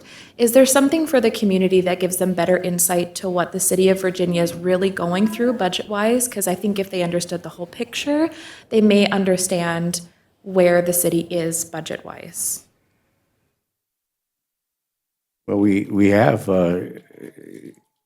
may not have had, we didn't reach out to everybody in the community, but the budget meetings are all open. We have early morning budget meetings at 7:30. We established that this time around. We discussed it at the committee of the whole meeting. We discussed the budget at the city council meeting. The budget's online. Online, could you speak to Is it on our that? website? VirginiaMN.us. Those specific numbers, 770, 169, is on the website, because these are very specific numbers that people, makes a big difference. Yeah, under Chapter 134, the state statute does say that. Okay, right, yeah. And But we can add that. Yes, and that's what I've shared with people. Not everybody's familiar with the state statutes, so And we can if I email- can find it on the website, that would be And we great. can email it to you directly if you want. We'll give your email to Pam, or write it down, and we'll get it to you, and we'll send it to you. Yeah, something that's available to the public. Very good. Something that's transparent, because I know these meetings, you have obviously a log and things like that, but something that's easily accessible to people. So I'll check the website. Thank you very much, Britt. My last point that I wanted to say is I am a first-time mother. My son is here. He is 2 years old. So Crystal has spoke to the importance of the Library for Children. We go twice a week, maybe more sometimes. And my son has really developed an absolute love of reading. We have used it since he was 6 months old, these programs that are in mention, with the fact that possibly going away is really hard for our family, many families in Virginia. We also talked about what else do we have, so for example, in the wintertime, where else can families go? A big place is the library to play, to build community, to learn, to educate. So I just want to stress the just absolute necessity the library is to the city of Virginia. Thank you all for your time. Thank you, Ms. Hicks. Appreciate that very much. Okay, we're going to thank you. We're going to recess the budget meeting. Thank you, everybody, for coming, and thank you for your comments with respect to our budget. We're continuing to work on that. We are going to recess the budget meeting because we're only halfway through it now, and we're going to recess it until we convene our committee of the whole meeting. Once the committee of the whole meeting is completed, we will reconvene the budget meeting and complete that today. So thank you, everybody, for coming. We stand adjourned for the budget meeting, and we'll just take a couple of minutes A point of order. yes, please, We're go not ahead. adjourned for the budget meeting. We are recessing. recessing. You said we stand adjourned, so. Recess. We'll recess. Thank you. We're recessing. And then we'll reconvene upon conclusion of the committee of the whole meeting. Thank you. Okay? We stand in recess. Thank you. Yes, 2 minutes, then we'll get going. Take a quick break. Thank you.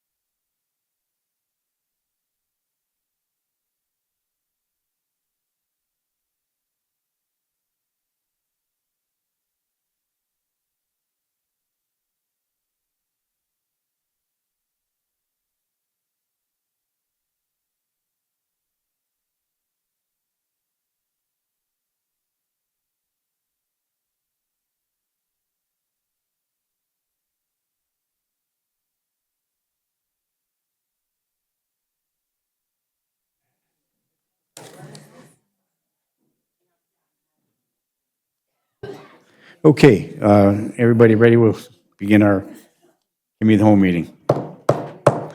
Good morning, everyone, and welcome to the regularly scheduled Committee of the Whole meeting of the City Council. Today's date's Tuesday, December 16th, 2025. The time is 9:25 a.m., and I apologize for those who are patiently waiting. We went through part of the budget, and I allowed to move it on over, so I apologize for any inconveniences it's causing you. So without further ado, we'll turn this budget, or this Committee of the Whole meeting over to our City Administrator, Britt Seabanis. Britt? Thank you. First item on the agenda is Mr. Matt Reed from SEH regarding the 16th Avenue Culvert Project. Morning, Matt. Thank you. Morning.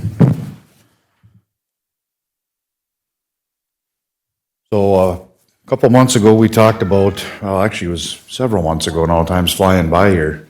We talked about the problems that we were having with the culverts under 16th Avenue, excuse me, right over by the intersection of, over by Hoover Road, over by the intersection with Highway 169 as it comes off the bridge.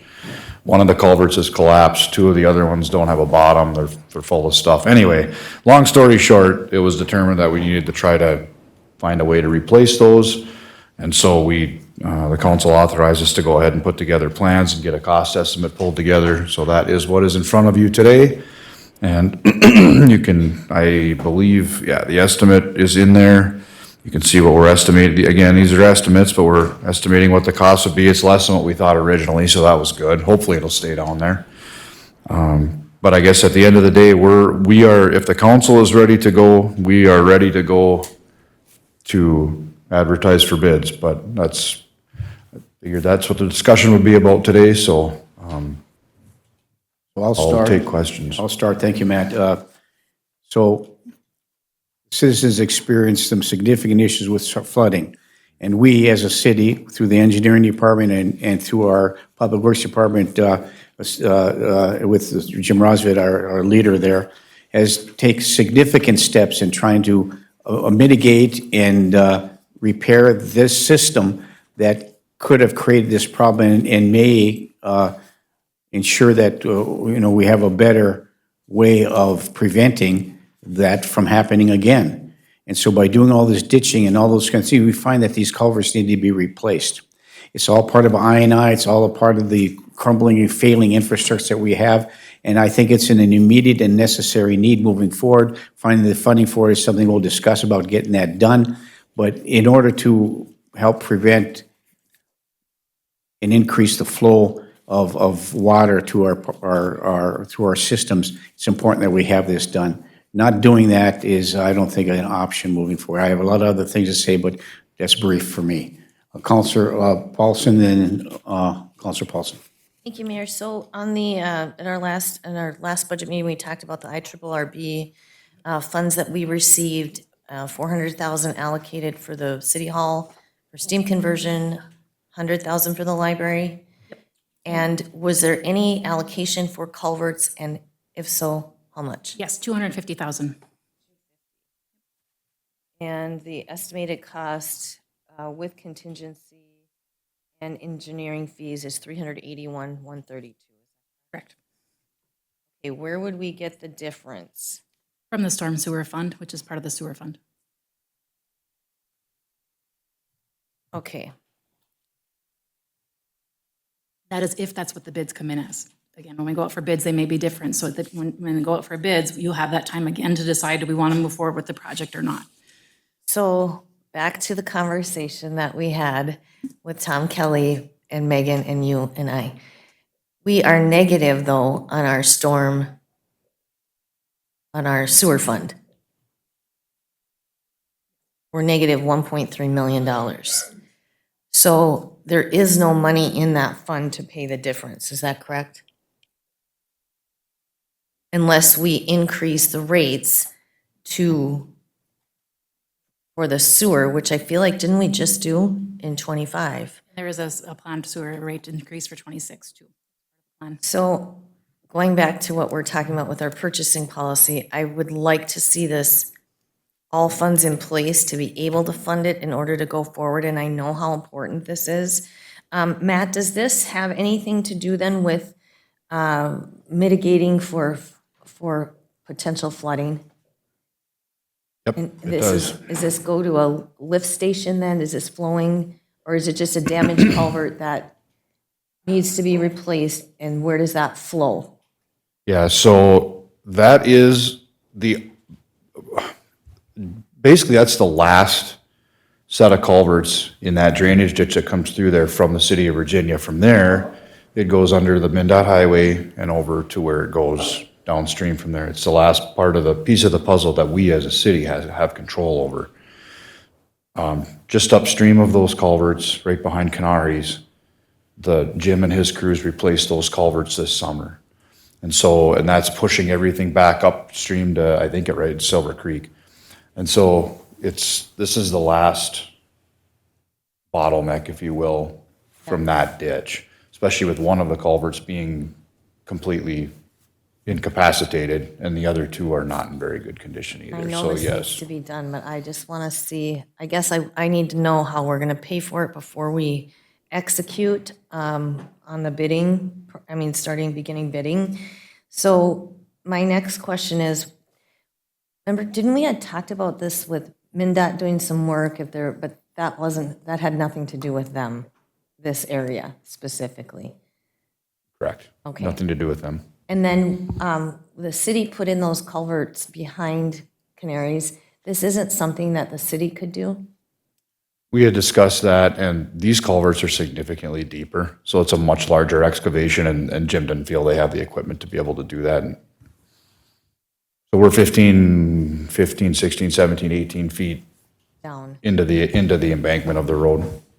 Matt, if the excavation were done by a company, could the city install the pipe, the culvert itself, and finish the project?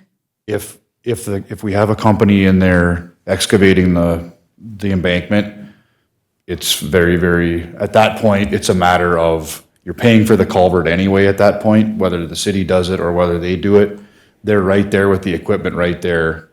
It'd be much more effective, efficient to just have them plop the culverts in. It wouldn't save a whole lot of money once they get the hole dug for them to set the culverts. And I'm not even sure, would your guys be able to lift that big of a culvert? So, yeah. So no. I guess that was a simpler answer than I gave. Okay, that being said, I guess I know we need to do the project. I just need to know where the funds are gonna come from.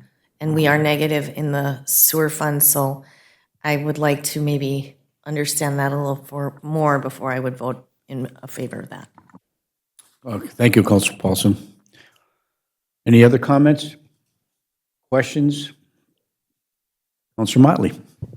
So I'm assuming this is going to go to the meeting next Tuesday, the night meeting. I mean, we need this, but is there any way we can have some foresight on the possibility of possibly approving this next Tuesday with funding that's not negative? Let us take a look and see what we can do Okay, for next Tuesday. thank you. Thank you, Mayor. Thank you, Councilor Motley. Councilor, no, okay. Councilor Beyondich. Thank you. Good on. Matt, when that water flows through the culvert, does it continue to a swamp area or does it continue downstream? I'm trying to follow the path of that water. Goes underneath, it hits another set of culverts that are just downstream from these ones, and it goes underneath the off-ramp from Highway 169, and then it continues on and into some ditching, and then, to be honest with you, once it gets past Highway 53, I'm not entirely sure. It eventually makes its way down to where, it follows the path, but it's down south of Mount Iron at that point, I believe. So my question is, because I used to live back in that area, and back when I grew up, that creek flowed very well through where we grew up. So my question is, are we working with Mountain Iron? Because if that water continues to flow and it doesn't have a path on the Mountain Iron side, it's still going to bottleneck. Is that correct? It will, and I'm pretty sure Jim's been having conversations with them, right, Jim? Yeah. Working with iron and the railroad. There's also a culverts under the railroad tracks that I've been working with the railroad. It does run down to. That's the one. Drops down into 4 Mile. Right. And that's the, Hey, Jim, I appreciate you. Come on up, would you, so some people can't hear. I apologize for that. I know you've been working with Mountain Iron, been working with the railroad. Have been significant discussions that we're aware that you've been doing that, so please, once again, please continue. Yeah, we've just, like I say, it drops out to 4 Mile. They are aware that there is going to be more water coming in. They're seeing it already in the travel. So, and that's something they'll continue to work on their part. The state will work on ditching, the railroad will work on ditching, the city of Mountain Iron will work on ditching, because we're also ditching the industrial park area up there, West Chestnut, that, all that water goes to that offtake ditch. John Kaminski's got a garage back there. So all that comes, Canaries, A Street South, Silver Creek, those are all outlets behind Parkview School, the cemetery. All those drop back down that way and then go out of the city that way. and that has been my concern. I know when we first started talking about water flow is, I mean, where that water used to flow, well, it still does, but it's a trickle. That used to be wide open and flowing all the way through. And that's part of my concern, is if we are not continuing the conversation and having that water have a path to, we're still going to bottleneck in a sense. And we are. We're having that conversation now. And where we ditch from Northern Engine to 12th Avenue, that water flows continuous. It's down to about a 6-inch level of water where it used to be 5 feet of water there. Yes. And now we're continuing to go east behind the ITMEC to Yosemite Church, and we'll go all the way to the lake. And we have things that come from up behind Washki's there that drop into Bailey's Lake, which drops into Silver Lake, and that all follows that out also. So those are parts of that. But you will notice there's a significant, the water's moving instead of sitting stagnant there anymore. The water's doing what we want it to do now. And I agree. I mean, when I walk, I can see where you've been working and it looks great and the water is moving. I just want the conversation to continue with Mountain Iron, that we don't have it come to across the highway and it just stops, because then we have the same issue. So, thank you. And we're doing the same thing with the south side of the wastewater treatment plant right now, where I'll have an excavator and a brusher back in there going to the railroad tracks and brushing all the way there, and we'll be cleaning out those ditches behind the wastewater treatment plant. That's one of my projects for this winter yet, so. Councilor Beyondich. Thank you. Just out of curiosity, because I'm not sure, does Mountain Iron have the equipment to do the brushing that we're doing? They probably don't, they might not have the equipment for the brushing, but I don't think they've got the trees growing in that area, because it's kind of like when it really does flood, when it finally does open and it purges on their end, it'll clean out and it'll make it to 4 Mile Lake. When I was with the county, we had been back in there quite a bit, off of Highway 7 and that, cleaning off take ditches and that, so that, and they've logged everything back in there now, so. Thank you. And I'll have a further conversation at a later time. Thank you. Okay, thank you. I know this is related to all the ditching, so even behind the Ontario Moise event center, there's still work to be done there as well. But this particular issue that you're having is critical to the final leg and to ensure the strong flow from our stormwater. So, right, so thank you. Yeah, and what we have there actually is there's 3 culverts in there. The south one has completely failed. We lost probably a third of that culvert. It's caved in. The embankment is sloughed off and washed into it. We actually filled it with dirt this fall to eliminate that culvert for now, but when the spring thaw comes, it'll open back up again. And it's just gonna keep deteriorating into the roadway.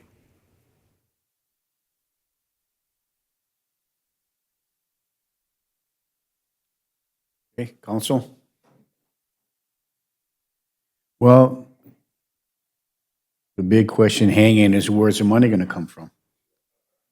So we need to figure that out prior to the next council meeting on Tuesday, because this is, by not doing this is, in all due respect, is not responsible. This is what the citizens need for that relief. I mean, it was devastating in 23, 24, and even part of 25. So we got to figure out where that money's going to come from. That this project has to be done. It has to be done. And it's inevitable. Our thing is, we're gonna save money by getting it on the books now. It's gotta be done. The quicker we jump on it, if we can get it, like Matt says, if we can get bids, get it out and bid earlier, we usually get better bid results at the beginning of the year instead of wait until, the contractors, like you say, are hungry. They're looking for local work and they'll jump on that. If it's a must do, like we're into the steam conversions now, it's a must, those prices are gonna go up. Estimated timeframe, if approved? Couple weeks probably. Couple weeks, soon. We'll take bids and get them back probably in February. We'd advertise right after the first of the year, get bids in February. And then once they actually decide to do the work, it's probably a couple weeks worth of work. It's possible they could do it this spring yet. We'd give them that option, certainly. They're probably not gonna wanna do it in June, or even in May, when the highest flows in that creek are. Right. So if they get after it this spring, that's an option potentially for them. Otherwise, maybe not till August, just because they're gonna want to let those flows subside, so. But once they get doing the work, it'll only take a couple weeks. Yeah, I just wait until August and there could be another event, who knows? And if we haven't done that work, we're gonna face the ire of the citizens, in which we would definitely deserve that moving forward. So thank you. Councilor Paulson. Matt, on that estimate, we've got estimated engineering and construction administration of $58,450. If this is a kind of a small section, why is that fee so high compared to the cost of the project? You'll see an actual contract for that. Those are estimated numbers based off percentages. So you'll actually see there's some things on small projects that have to be done regardless. So, and some of it is just based on right now estimates on how long we think the construction's gonna take. If it doesn't, as we've seen construction costs, I can tell you on some of the other projects, we're tracking way under on engineering because projects are getting done in a timely manner. So again, it's just estimates at this point for that. We only have a contract with the city through design. So where I'm getting at is the closer we get to what the IRRB is granting to us, I think the quicker and the better we could just rock and roll with the project. So I'm just saying, is there any way to minimize some of those, minimize the 10% contingency, minimize the engineering and construction administration? I'm just wondering if there's ways to minimize any of this.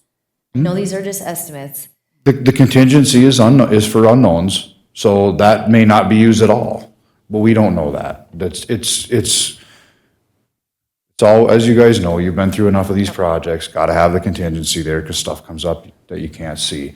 On the engineering side, it just depends on what level of service you want. I mean, if you want us on site full-time like you typically do, then that's gonna cost more. If you want us on site less, it's gonna cost less. So We could just have that discussion as well. absolutely, we're willing to work with you on whatever level of service you want, for sure, yeah. Thanks for that, Matt. Thank you, Mayor. Thank you, Councilor Paulson. Councilor Bachschneider?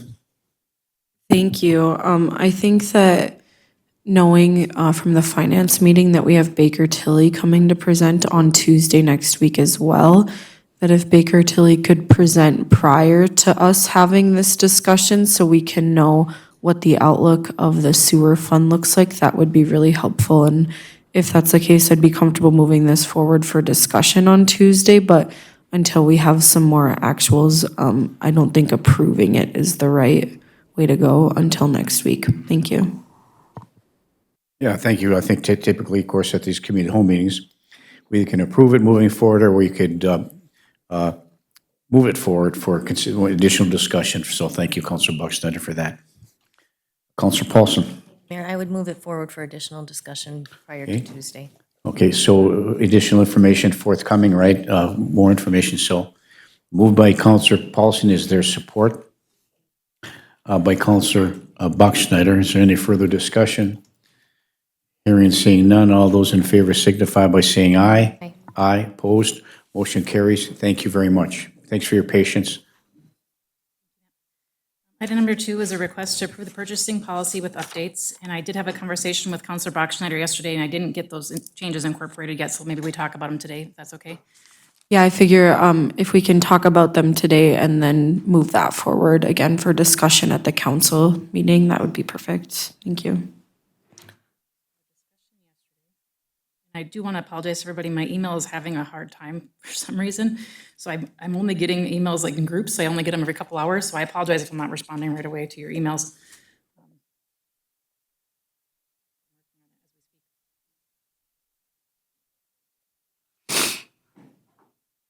What we brought forward is that there is the attachment in here now at this time. Councilor Bachschnider suggested on Exhibit A that we add is this a budgeted purchase, yes or no? If yes, where is the item budgeted, department, bond, et cetera? And then if no, where do you recommend we look for funding?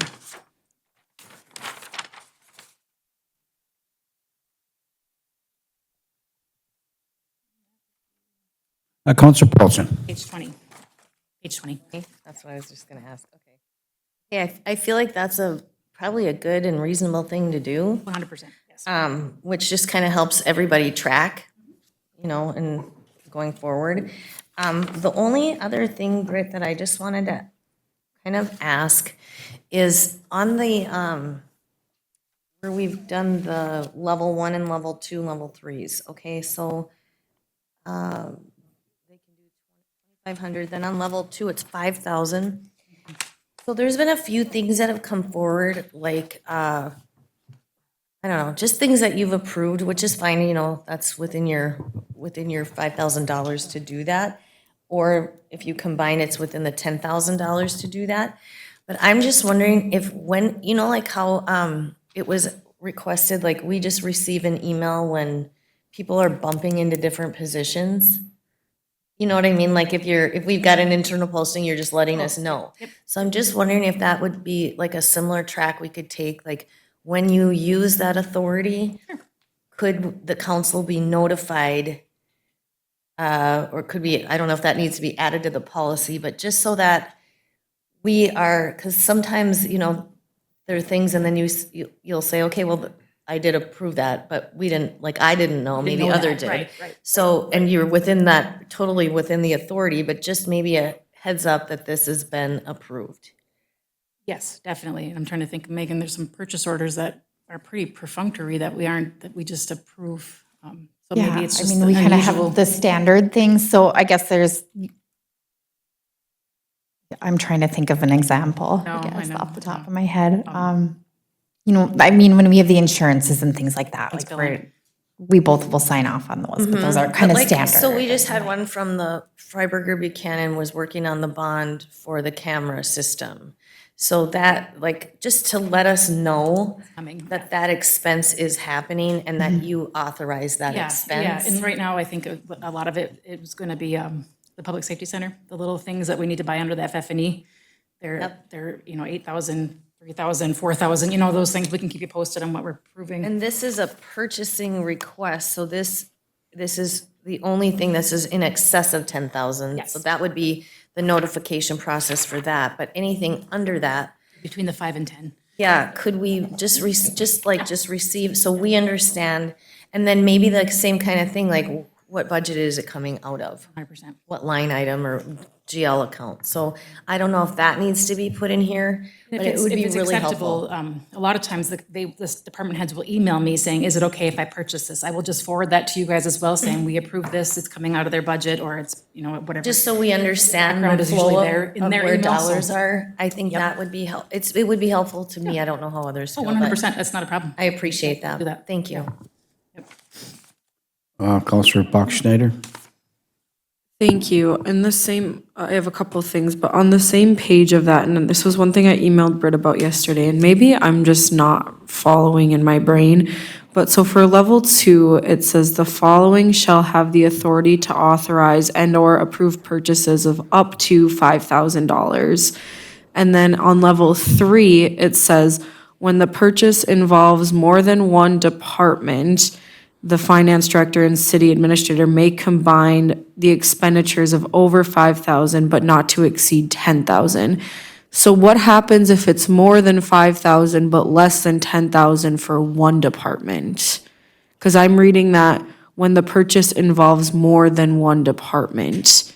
No, I didn't catch that, but we've always just, it's always just been, doesn't matter which department, it's always just been, if it's between 5 and 10, you would need me and Sherry to approve, or me and Tom Budarak when he was here, or whatever, it was always been. So I think we want to change that language, and maybe I'm not understanding right, and Brian, I don't know if you have anything to add, but I'm reading the more than one department as in if the police and fire were working together on something and they were going to get it, or if the Meccan Library were going to share this piece of equipment, right? I'm just making things up right now, but I would read that as two departments have to work together and they're each going to pay, $5,000 and, not to exceed 10.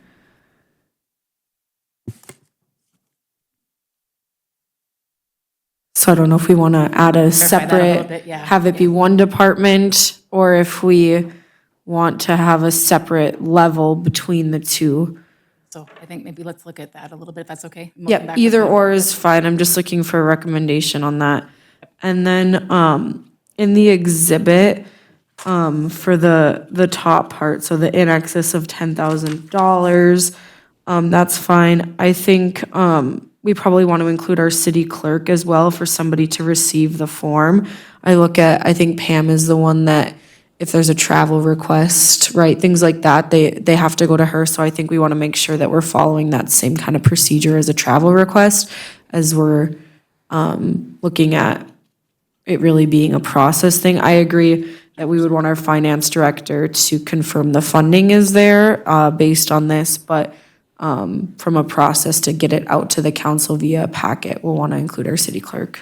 And absolutely. Maybe I suggest that we put something about it'll be then forwarded to the city clerk to place on the city council's agenda for approval, if that, to define how we do the process. That is what we do, and that's. Does that work for you, Pam? Does that make sense? Mayor? Yeah? Yes, that would work, because basically I have to be responsible for making sure we have quotes and bids within the guidelines of state statute, and I have to keep those on file. So basically, the whole top part of that is pretty much what I'm responsible for.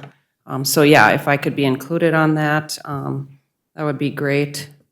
And then I see Megan would sign off when she determines what, if there's funds available or not, so.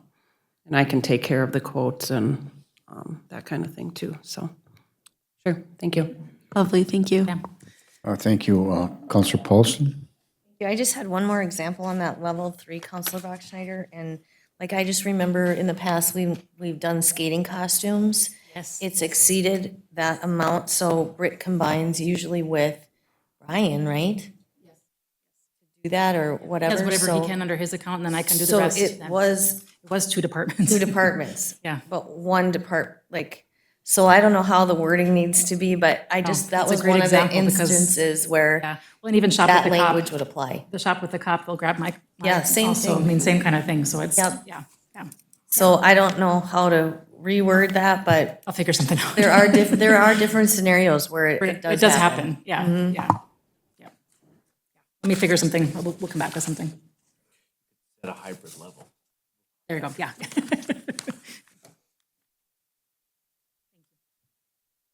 Okay, thank you. Any other requests or changes to the update. Apparently, we're not approving the purchasing policy with updates, and we won't approve that. We'll just move it forward to the council meeting until we get some of those updates so we can re-review them once again at the council meeting. And if we're comfortable with the updates or changes that were currently proposed and were proposed in the past, we can move on it unless Councilor wants to wait till the next committee of the whole meeting. Councilor Bachschnider. Thank you. That was going to be my question. Do we want a motion to move this forward to the next council meeting for discussion?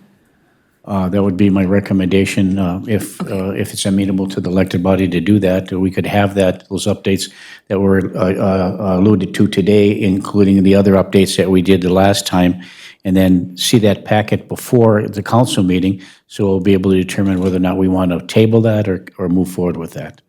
Pam? I don't know if Britt would have enough time to update it by next week, but maybe we could add it to the special meeting on the 30th. If you want it done before the end of the year. Otherwise, the first meeting and committee of the whole in January would probably be good too. Yeah, I guess it doesn't particularly matter to me. If we want, I can move it forward to the 23rd, and if staff doesn't have time to get around to it, I get holidays and all the things going on, then we can just, at next week's council meeting, move it to the 30th, if that would be okay. Okay. Fine, whatever works.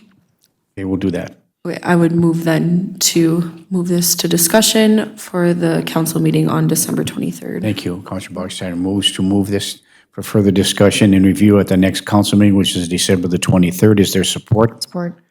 By Councilor Motley. Further discussion? Hearing and seeing none. All those in favor signify by saying aye. Aye. Aye. Opposed? Motion carries. Item number 3 is a request to discuss the Motorola radio lease for the police and fire departments, and this is coming from the 12/2/25 council meeting. Councilor Bachschnider? Thank you. I guess I do have a few questions on this, and I apologize, I missed the committee of the whole meeting 2 weeks ago to ask these. But one question I have is, my understanding with our current radios, we're basically at the end of our lease, we would own those radios. Is that correct? Okay, so I'm getting head shakes, yes. So what would the purpose be to end that lease early, not own the radios? Like, if we just wait the one more year, we get the radios at the end of it, we own it, can't we sell the radios and then look for a lease for new radios? Chief Mattson? Morning. We could, however, Motorola's end of use, they quit making parts and servicing generally a radio at 10 to 12 years of service. Once that, period is done, radios are pretty much useless. They do not make the batteries anymore, chargers, housing, or the internal parts. Okay. I'm just thinking, like, is this something that we have to do this year if we're gonna own it at the end, even if you're selling it to us? Could potentially become a problem. I just had a housing, anybody have the portable here?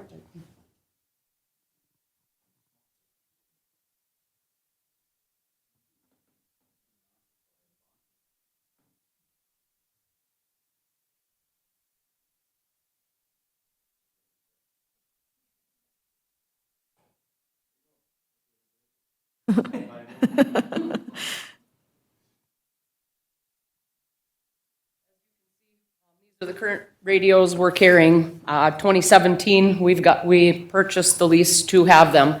The microphone piece here, which all officers and most firefighters use, obviously our hands are consumed sometimes with equipment. This clip, this unscrews, the whole housing is broke on a radio. $1,200 for the piece, and I have to pay DSC to install the part on the radio. So as these are outside in the elements, fall off of our duty stuff, it happens in altercations with the police, with climbing and their training, they end up failing. And like I said, they don't make parts anymore, generally 10 to 12 years.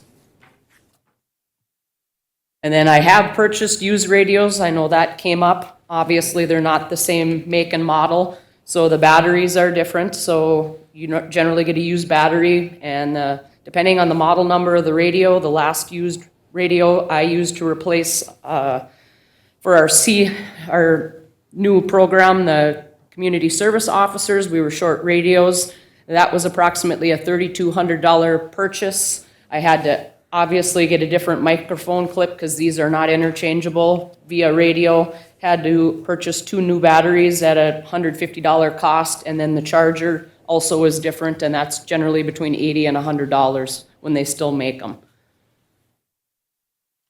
Thank you. And then what is our current lease payment for these radios? It was for 10 years, $37,730.72, and our last lease payment would be due in 2027 for these current radios. So with the new lease, Motorola is waiving the 2027 $37,000 payment. We received a 40% discount on all the radios we ordered with the financing, and we would continue with the new payment. Obviously, the cost increase on radios has gone up significantly at $110,000. I don't have that on my printout here. It was $110,000. Okay, Yeah, thank you. 110, 586. $586. Yeah, thank you. So I'm just looking, that's an increase on this lease payment of $72,855.99 a year.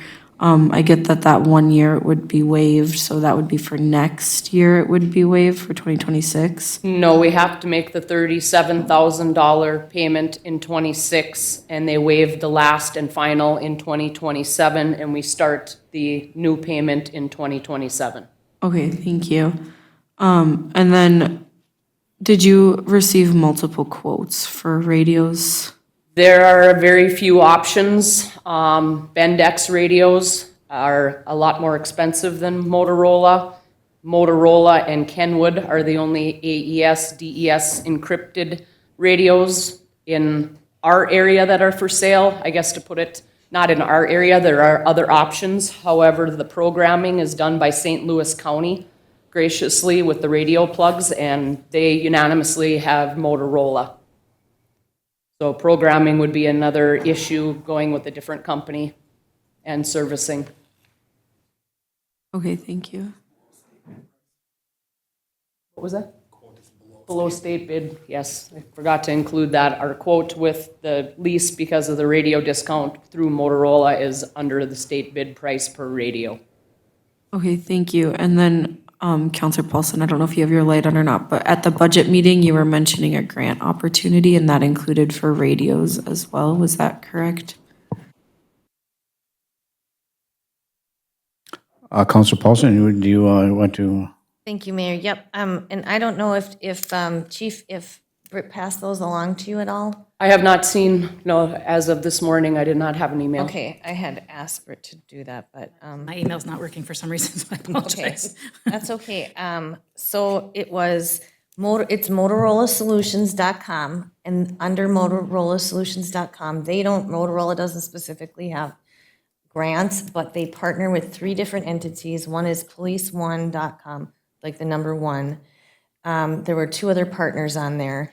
And then I was thinking, and then I called the Gary, I don't know if you were here earlier, I called the Gary Sinise Foundation, and they take grant applications 365 days a year, no cap and no matching requirement. It's on a case-by-case situation, and what they recommended, the lady was so nice, and she was happy to hear. They do turnout gear, like fire equipment turnout gear, and safety equipment for public safety, basically police and fire, first responders.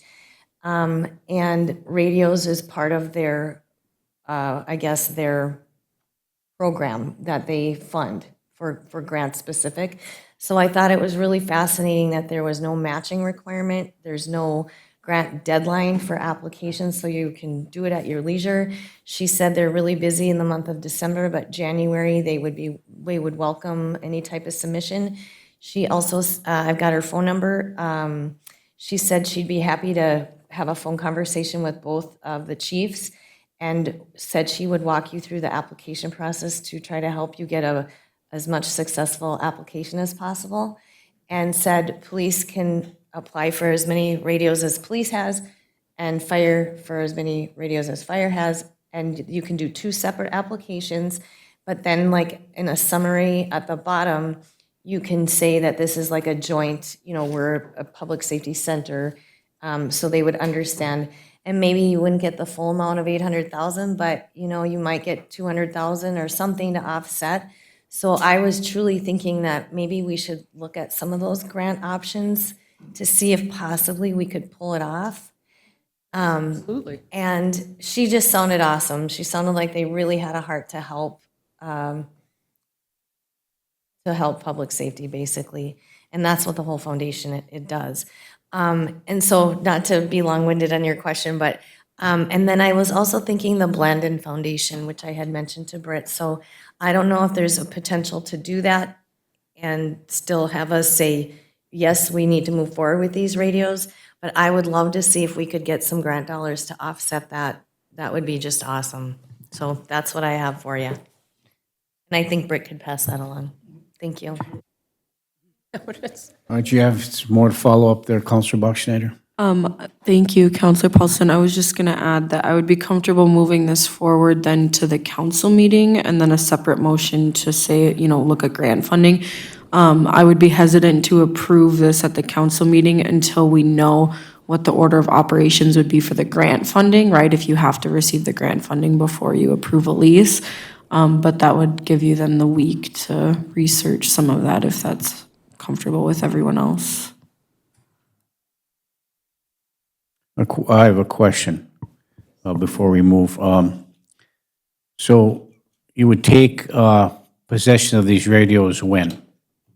Generally, it's about a year, if not longer. Right. And so then they have to all be programmed and all those kind of, so it's going to be a year before we get them. So if we wait. Prolongs, yes. All right, thank you. Counselor Bachschnider? Nothing additional. Pardon? Nothing additional. Nothing more? Okay, thank you. Counselor Motley? Okay, just a refresher. So if we move this forward and it passed next week per se with whatever, so what year are we getting off and not paying for the lease of the radios? 27. 27. Yes, we would still have to pay the $37 or $37,000 payment in 26. They waive that payment in 27, and we would start the $110,000 lease in 27. Okay, so we're still paying, so we aren't technically, so they're giving us, we're still paying, we're not, we're just jumping to 110,000. Correct, because we have more radios ordered because of more apparatus equipment that we all have compared to the last time we did the 10-year lease. So, and obviously with the cost of the radios, that's where the significant difference is in the lease payment from the 10-year lease in 2017 to our new Motorola lease quote that we have now. Okay. Okay, thank you. Thank you, Mayor. Thank you, Counselor Motley. How many departments use Motorola radios in our region? Almost 100%. Thank you. I'm comfortable with moving this to the city council meeting for additional maybe information that may come available. If you're able to find some more information out to discuss this even further. But, yeah, there's a funding issue. We have to figure out the protocol, the process, how we do that. I think we can work that out amongst all ourselves and our staff. But the bottom line is you peel away the onion, this is public safety. We have to find a way in which to fund these radios. I think it's a plan moving forward, so we just have to be prudent in our approach and the process by which it gets done. But I'm fully supportive of making sure we get that accomplished. So by next Tuesday's meeting, the 23rd, we should hopefully have some additional information. So I'm comfortable moving this forward to the council meeting on the 23rd. Anyone else?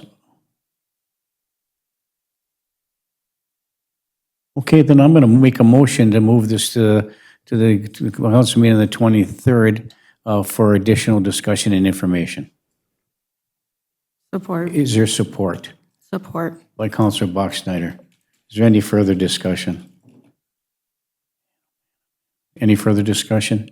Councilor Paulson. Thank you, Mayor. I'm sorry, I would have made a motion too, but I was trying to send Britt.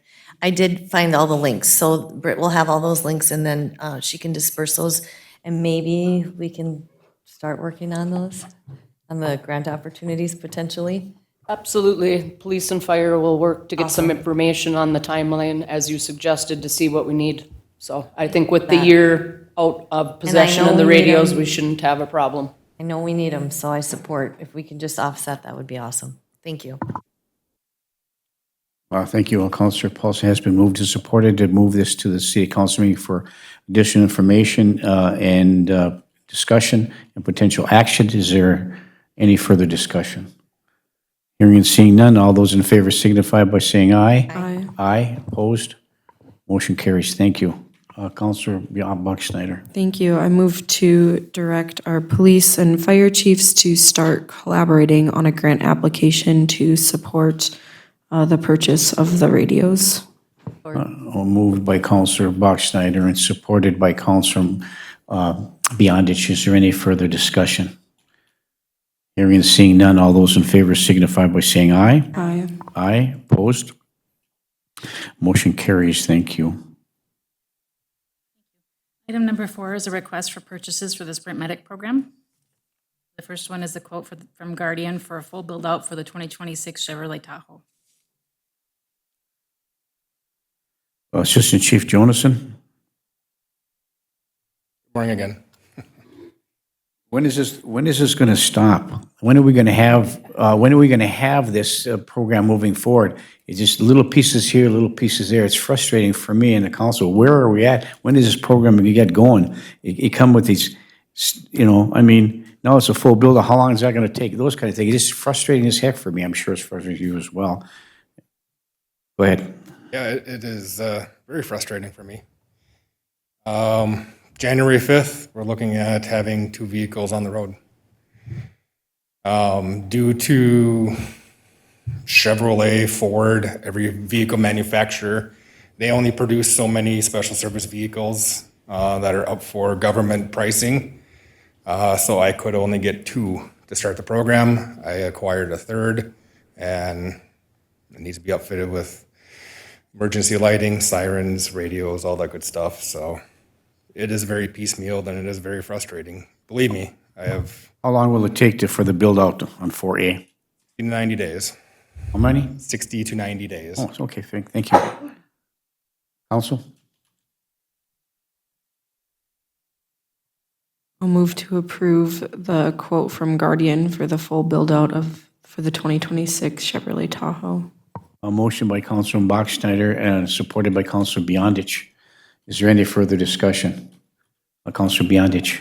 Thank you. And this is all reimbursed through the program. Correct. Thank you. Thank you. Moved and supported. Is there any further discussion? Hearing and seeing none, all those in favor signify by saying aye. Aye, opposed? Motion carries. The next item was the quote for the Motorola radio for the 2026 Chevrolet Tahoe. So move. Move to approve by Councilor Bachschneider. Is there support? Support. By Councilor Motley. Further discussion? All those in favor signify by saying aye. Aye, opposed? Motion carries. Review the quote from Tactical Solutions for the fire department and Sprint Medic. So Tactical Solutions does what? Tactical Solutions, this is body armor, ballistic protection for the firefighter paramedics. There's 14 vests and helmets, 2 of which, 2 vests, 2 helmets, but plates would be paid for by the Sprint Medic, so roughly $4,300 would come from Sprint Medic funding. The rest is the emergency ambulance aid that we received December 26th of last year. Has to be encumbered or spent before the December 31st of this year. So that emergency ambulance aid funding would go to pay for the rest of the quote. Similar as it did for the Lucas CPR machines that we bought, I believe back in March. That emergency ambulance funding paid for those. So deadline is looming, and I'm just trying to spend every penny of that ambulance aid we were given. Okay, thank you. Counselor Buckschneider. Thank you. And then there's enough in the emergency ambulance aid to cover that gap between the 32,480 and that about 4,300 Sprint Medical pay for? Correct. Thank you. Thank you, Counselor Buckschneider. Counselor Paulson. I'll move to, I guess, move it forward to the, Hey, Counselor Paulson moves to approve 5, review the quote for tactical solutions for fire department Sprint Medic. Is there support? Support. By Counselor Motley. Is there any further discussion? Hearing and seeing none, all those in favor signify by saying aye. Aye, opposed? Motion carries. Thank you. Thank you, Chief. Item number 6 is a request to review the quote from Archkey for the audiovisual components for the public safety building. That's in the budgets. Assistant Chief Nicola, good morning. Mayor, Council, good morning. So some exciting things down at our new facility. Yes, unfortunately, we're not completely operating out of there yet. Obviously, we have the epoxy floor coming in January, which it didn't make a whole lot of sense to have staff in there at this point when they're going to be doing that and the smell and all that fun stuff. So we're putting that on hold a little bit. But in the meantime, we have utilized the facility for quite a bit of training. Even today, as we speak, we have a gentleman from TI Trainer, which is based out of Colorado, in putting in our firearm/de-escalation simulator that we also bought with the state aid money from a few years back. So pretty exciting because we've been waiting on that for quite a while. We've had TASER training, which I'm also glad that we can report, since we hosted the TASER training, that afforded us 2 seats in that class for free. So again, we're talking several $1,000s that otherwise would have been spent on travel and hotels and the class itself and whatnot.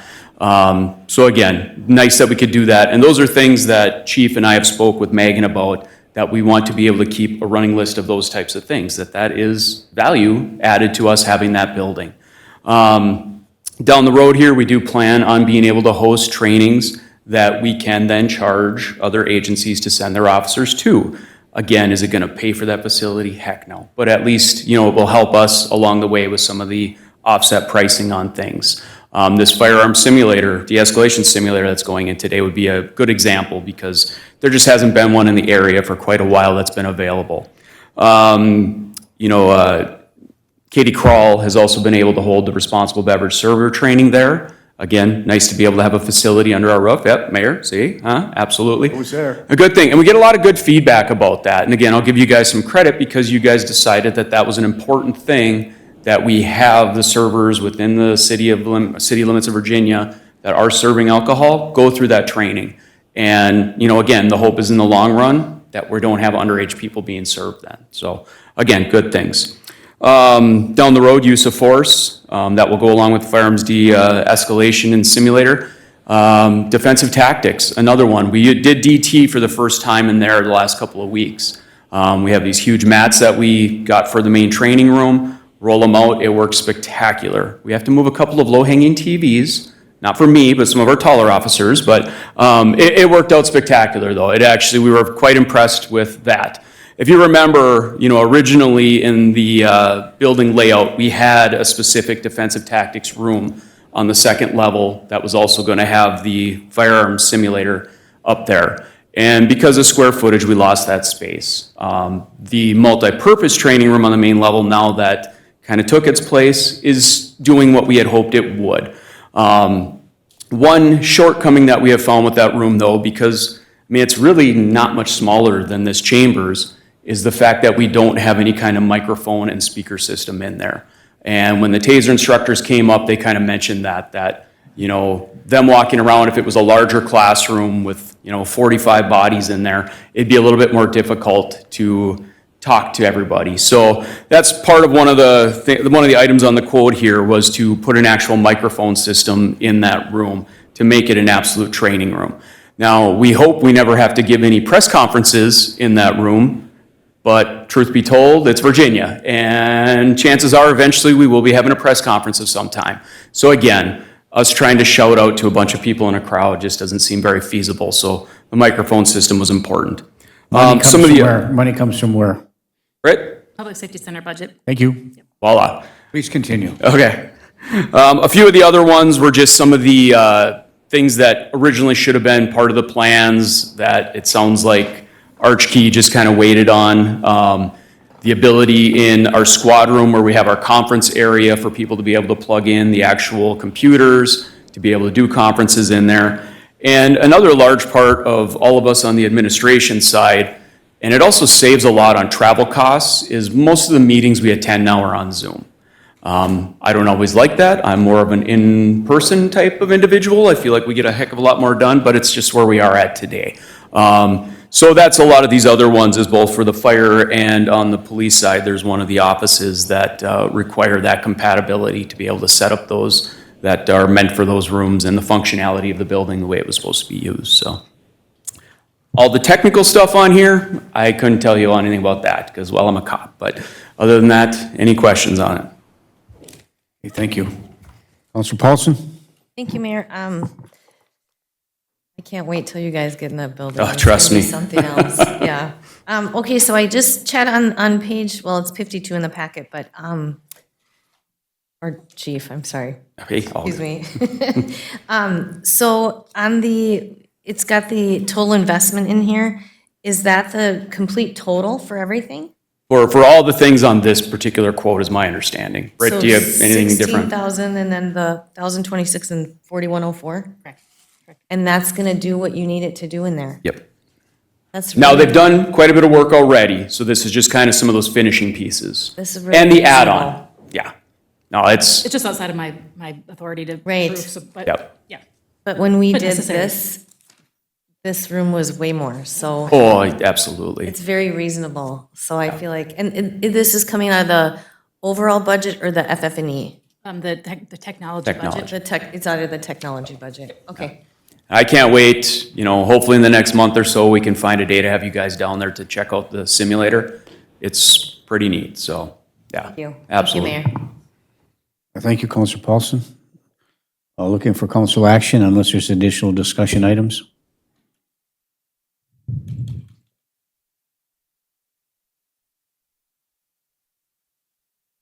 Counselor Paulson? I will move to approve. Counselor Paulson moves to approve. Is there support? Support. By Counselor Motley. Is there any further discussion? Counselor Bachschnider. Thank you. I apologize. I had to step out to take a phone call. Did you say where in the budget this is coming out of? Yeah, technology. Technology, the Public Safety Center budget, yeah. It was, like Chad said, it was part of the original budget, and as we were going through it, the reductions, we took it out and save it for last, basically. And like Counselor Paulson mentioned, this is way cheaper than trying to retrofit it later, so it's great to do it now while they're still there. Thank you. It has been moved and supported. Is there any further discussion? Hearing and seeing none. All those in favor signify by saying aye. Aye. Aye, opposed, motion carries. Thank you, Chief.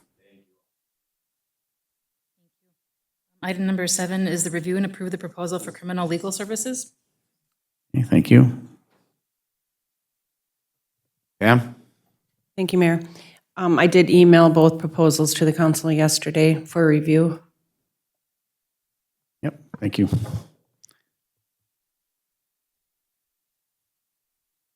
Counselor Bachschnider?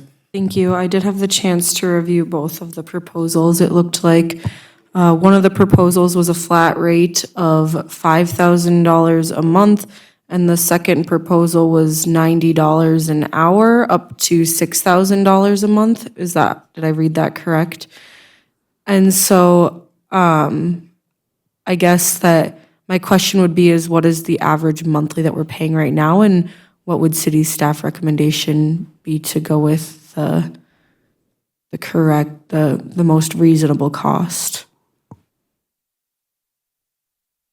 Okay, I don't think it's necessary. One of the proposals is from our civil attorney, who is present. This is a public meeting. We're not going to close session about this, but Mayor, if the council feel more comfortable, I can step out. no, I don't think so. I don't believe that's necessary. I said no, but it's not amenable. Counselor? Yeah, I don't think it's necessary for you, but I apologize if this was supposed to be closed session. It's listed as open. No, absolutely not. Okay, thank No, you. Absolutely not, absolutely not. Mayor, if I may. Yes, and then. If you Pam? would feel more comfortable stepping out, you're welcome to, but I don't think that is necessary. I just want to make sure that all the council members feel comfortable speaking candidly. We do. Pam, do you have something? Just a note that it should be in your budget packet, actually, what was spent year-to-date. Britt, I don't know what page it's on exactly. They're criminal, so it should be in the.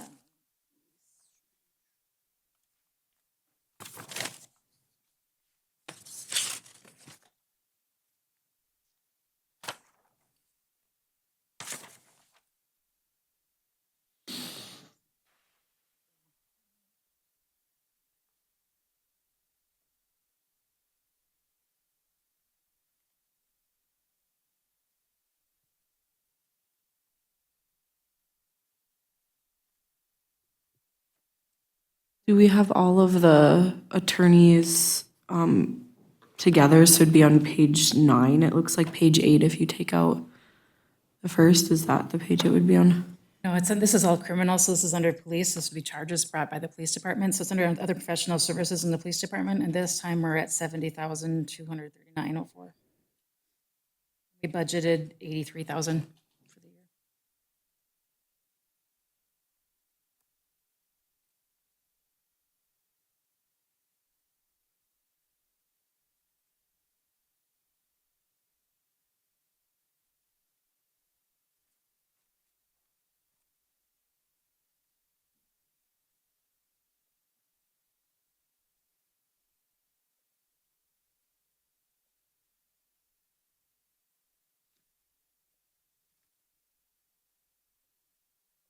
So if I may, Mayor. Counselor Buckschneider? Thank you. So I took the 2025 year-to-date, which is 70,239, and since that's through the end of November, I divided that over 11 months, and that's on average $6,385.36 a month. So I think that if we're looking at a flat rate of $5,000 versus $90 an hour, or a flat rate of $6,000, the flat rate of $5,000 would be a more fiscally responsible decision, if I'm doing my math correct.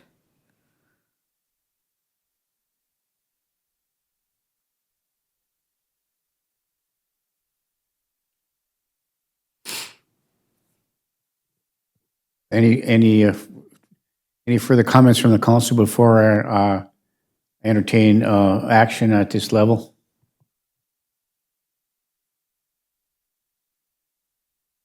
Okay, looking for council action with respect to item number 7 on the budget, was review, which we have done, and approve the proposal for criminal legal services, which was received on 12/15/2025, and formal council action will be taken at the December 23rd City Council meeting. Looking for council action. Councilor Paulson. I would move to approve the lower. So it's hard to compare apples to apples when it's a hourly versus a monthly, but I would probably say it will be less expensive to do the monthly, and is that with which law firm? That one is with Trent. That one is with Trenty, and the other thing that it does have is for any additional or specially negotiated services, an hourly rate of $175 would apply. I don't know what would be considered additional or specially negotiated services in this case. I think that would include if you have to go to trial. No, it won't. Brian, how would that include? Go ahead, if you would, please. Thanks, Mayor, and I don't really want to speak on it because I feel like it's unfair to the other folks that are bidding. The intent is that it would cover all of the services. Primarily what you're looking at that special rate would be appeal work, which is very, very uncommon. Appeal work, thank you. Okay.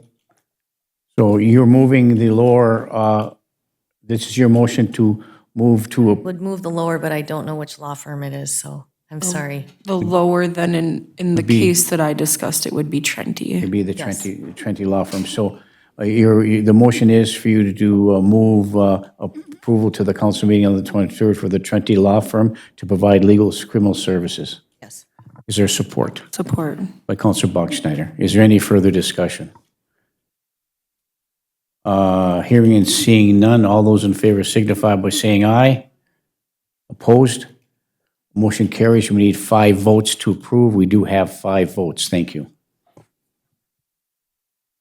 We'll move that to the council meeting on the 23rd for final approval.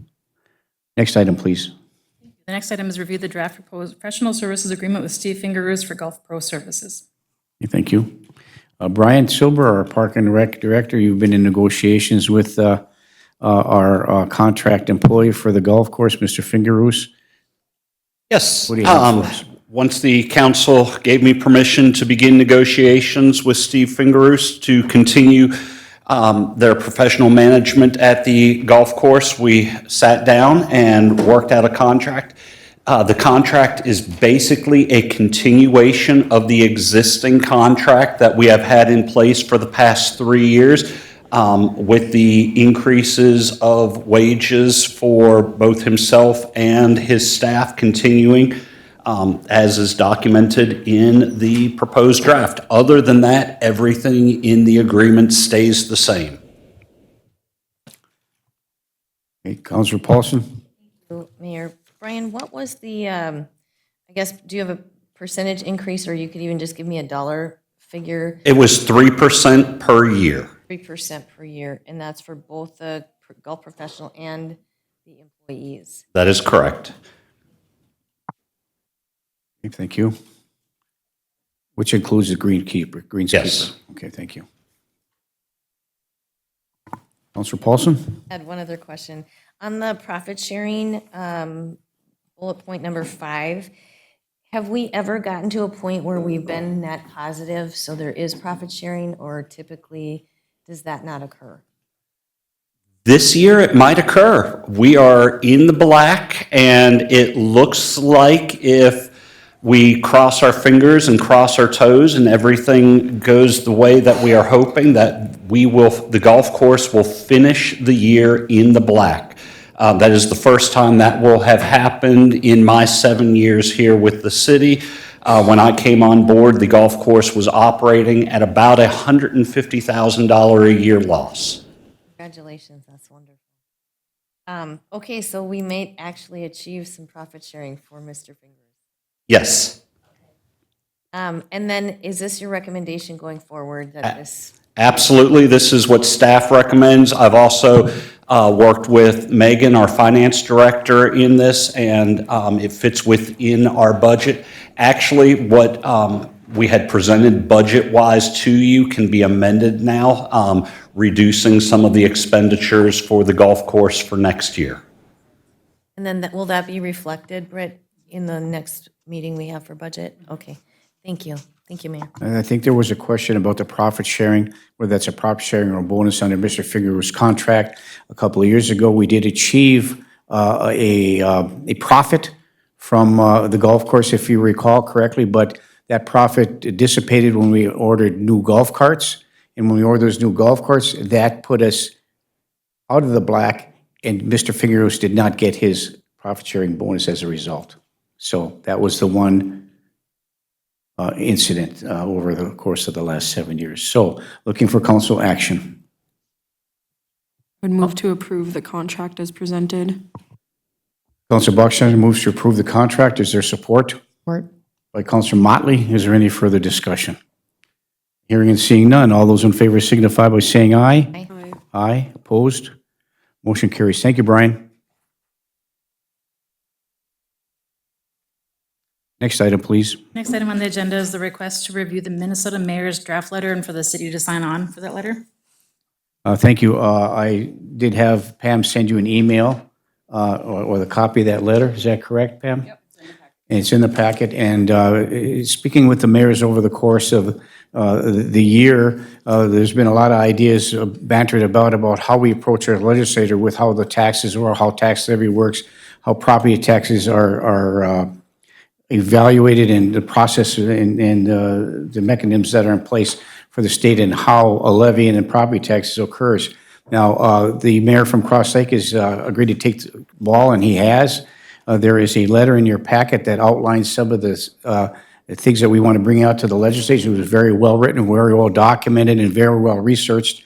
The Brainerd Great Lakes mayors have already signed on to this. It's been put out into the smaller communities outside of the five-county metropolitan area and over to the rural mayors as well. I did receive that letter. If it's amenable to the council, I would like to sign on to that letter because I think it's important as we go to the legislature this next session and talk about those things. I believe that I have to have a signature co-sign by the 17th of December, which is tomorrow. So by reviewing this, I'm asking for the support in our quest for this letter. I'll move. I'll move to approve by Councilor Bachschnider. Is there support? Support. By Councilor Motley. Is there any further discussion? Hearing and seeing none, all those in favor signify by saying aye. Aye. Aye. Opposed? Motion carries. Thank you. Next item on the agenda is a request from the Copper Nickel regarding amendment to their lease for the restaurant portion of the golf course clubhouse. This portion of the meeting may be closed as per for attorney-client privilege to discuss potential litigation. Well, not litigation, it should actually be closed for negotiations, real estate negotiations, as for Minnesota Statute 13D. And so we have other items of concern for closed session is item 10, 11, and 12. Number 11 is review the draft hotel development agreement and an amendment between City of Virginia and Virginia Hospitality LLC. This portion of the meeting will be closed for attorney-client privilege to discuss potential litigation. And then the review the letter to the Mesabi Humane Society, and this portion of the meeting may be closed for attorney-client privilege to discuss the negotiations under Minnesota Statute 13D. Okay, thank you. Looking for motion. Councilor Paulson? Thank you. I just have a quick question then under, for item 10, since the Copper Nickel owners are here, they stay in with our closed session, correct? We could invite them if we want to receive information related to the conversation. Okay, I think that would be wise. I think they should. So I be guess here. before we went into closed session, I just wanted to understand. And also Brian Silber as well, included in this? Okay, so looking for a motion to move into closed session with the Copper Nickel representatives to stay present along with our Park and Rec Director, Brian Silber. Mayor, prior to closed session, Yes. I just have one question. Sure, certainly. Since we are on recess from our budget meeting, do we plan on recording that budget meeting again when we exit closed session and go back to the budget meeting? Yeah, I will record it. We won't live stream it because then Mr. Rockela will combine the two into a recording. Okay, perfect. Thank you so much. Yes, so thank you, Councilor Bachschnider. So we'll terminate that and then we'll have it's been moved and supported, right? I'll move to go into closed session. Councilor Bachschnider moves to move to closed session, supported by Councilor Motley. Is there any further discussion? Yeah. Hearing, seeing none, all those in favor signify by saying aye. Aye, opposed, motion carries. We are now in closed session. We'll just take a couple-minute break. It's been a long morning so far, so take 5 minutes and then we'll come back and we'll begin. Thank you.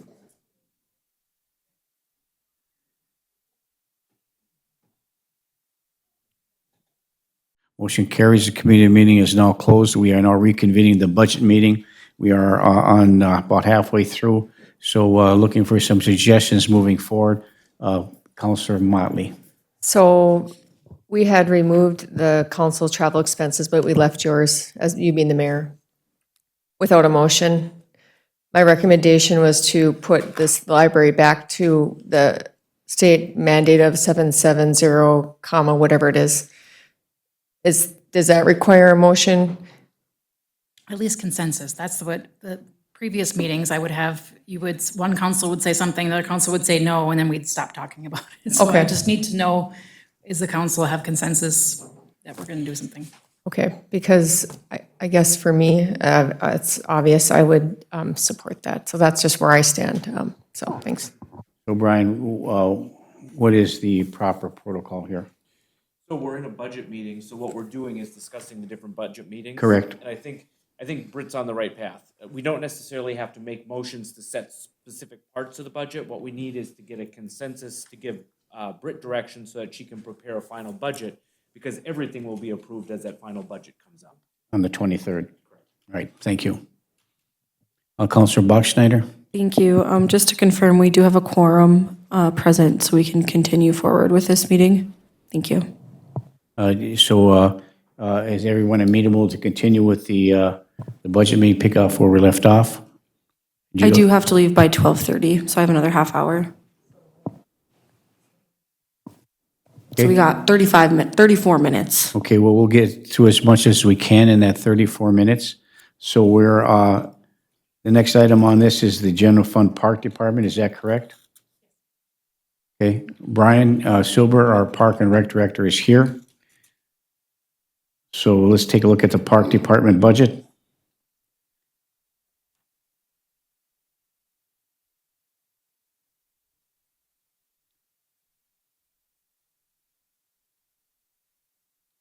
So as we're looking through this, just to reiterate, Britt, we're right now, based upon the budget, the way it stands without the requested adjustments for the 23rd meeting, we are at 0% levy, correct, for the general budget? General levy. For the general budget. All right, thank you. So Park.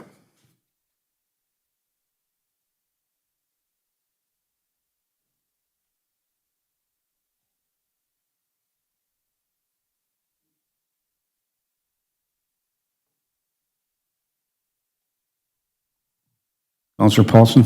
Mayor, so line item 104, overtime pay within the park department, that you're requesting a $20,000 budget for 2026, and 2025's budget was $6,000. What would be the increase, what would that be needed for? Our year-to-date on that is $15,155. Oh, am I on the wrong? Nope, you just have one more line to the One more left. line. and you'll One see more the line. As of November 30th, we're at 15,100, which is why we put 20, and I think at the time I was just guessing. Oh, I'm back in- sorry.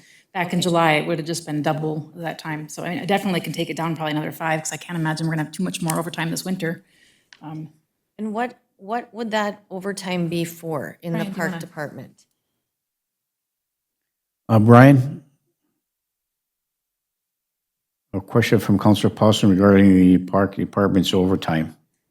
The overtime in the park department is for all the special events that occur outside of normal business hours, such as Land of the Loon, the Twilight Holiday Parade, the 2 different firework displays that occur during the year, other events such as the city bonfire, all emergency call-outs for storms, for downed trees. We've also utilized our park department in the past 2 years for flooding emergencies throughout town.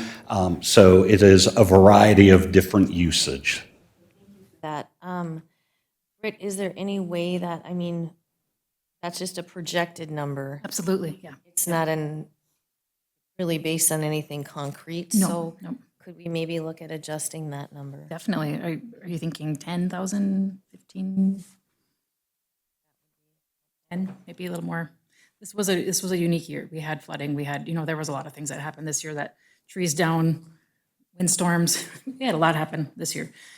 Which is such a Snow good step coming up. call-outs. Snow We didn't call-outs. have much this past year, but in the past, we have had lots of snow call-outs. Ice in the January of last year, December. Yeah, so there was a lot that we were. Then I know all of us aren't here, so it's hard to have this conversation when everyone's not here. But from what I had stated earlier, anything that we can reduce beyond or below those 0%, it would be really nice if we could get a consensus on what to do with that. And I don't know how everyone feels about that, but I would be comfortable staying at that 0%. And then anything that we reduce below the 0%, that we take those funds and we allocate those funds to replenish our reserves. And I don't know, I know Megan sounded like potentially supportive of that. Definitely, definitely. I don't know how everybody feels about that, but as we're moving forward with, you're in a time constraint too, is trying to get all this together, that would kind of be where I would be coming from, and my intention would be for any cuts that we could make additionally, that they would go to basically to replenish our reserves, which would then help hopefully increase our bond rating. So I don't know if anyone wants to respond to that. Mr. Mayor, can I respond to that? Counselor Motley? I'm fine with replenishing reserves, obviously, but what's more beneficial, reserves or our debt?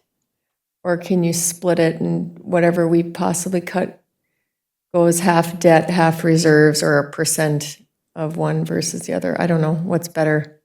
What's better? What's more wise with the taxpayers' money? Well, I think replenishing our cash reserve would be appropriate to get to that level, whereas we have these cash reserves. The higher the cash reserves, the more likely that your bond rating is going to change for the better. Versus paying the debt off quicker? Yes. Okay, thank you. Because we have long-term debt over 40 years. And so by looking at one of the billeting points that was made by the bond council or the bond rating was that, we want to improve your cash reserves and moving for the long term. And when we get that Baker Tilly issue, we'll have a better understanding of that 10-year projection and how we accomplish that. Okay, so then Councilor Paulson, I'm very much in support of that. Thank you. Thank you, Mayor. Thank you. Please continue, Councilor Paulson. Just to clarify too, so the debt levy is already set, and those, like even in the past, we've already absorbed the payments on those debt levies. So I feel like putting it in the cash reserves would really help, because then when we go to actually buy a piece of equipment, we will have the cash to put the down payment down by cash, and hopefully then eliminate the need for doing debt levy, high debt levy. Thank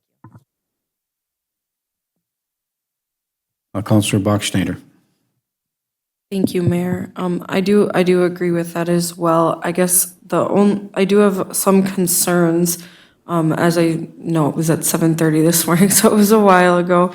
I pointed out on pages 1 and 2 of this packet some concerns I had with what our expected expenditures are and their accuracy.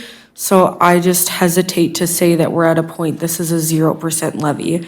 I don't think that we're gonna have 600,000 in sale of assets, for example, right? I based on historical knowledge, and Britt said she's gonna pull that up for us to look at. I'm just not sure if that's a realistic number. And then if this is a 0% general fund overall, that's still 8.49 for our debt fund. And so we would have to keep going down from that 8.49 in order to make up for it. So I just really, really hesitate to say that we can get this to a 0, because as of right now, I really don't think it is. Yeah, Councilor Paulson. Thank you. And I need to clarify, I agree with you. I'm just talking 0% general levy, general fund levy. Thank you The for that debt levy is clarification. already there, and we know the percentage on it. And it would be nice to minimize that, and so for each $60,000 is 1 percentage point.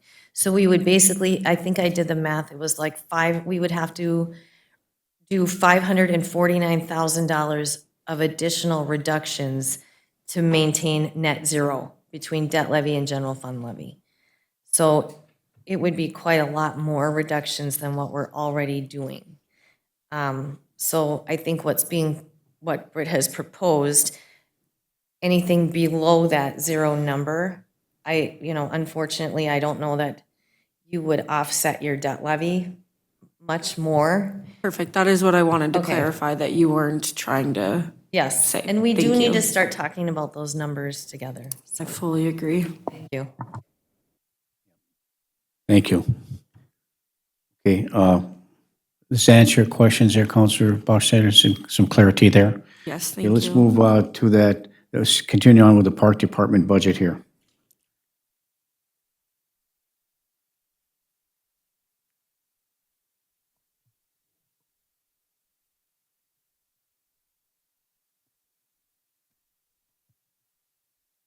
Now, as we look at the Park Department, I know that the Arlington Memorial Event Center has been taken separately, correct? Correct. And so when we look at that, we should be part of this. When we look at that, Britt, if you would send to the rest of the council prior to Tuesday's meeting, I was afforded the opportunity to have a list of some of the arenas that are around this area that have been in existence longer than us, and what is their financial status and how much money are they making and what revenue stream do they have, and all the ones that we've checked into, and we'll send a copy of you to all of that, is they're all running as a deficit, every one of them, some more and some less. Councilor Bachschnider. Thank you, Mayor. The only question I have on the park budget would be on the second page of the budget, line 5 that ends in 580, capital outlay other. It looked like in 2024 we had a payment, in 2025 we had a payment. Just to confirm, that is our final payment and falling off for 2026, and what was that for? Okay, 24 and 25. That was some snow removal equipment that we purchased in 2025. We purchased some snow removal equipment for maintaining the walking pier and our trail system so that we can keep our trails open year-round for people to enjoy walking on. And yes, you are correct that we do not have anything in the budget for 2026. The replacement vehicles that I had requested early on in the process have been removed from this budget. Thank you. Thank you.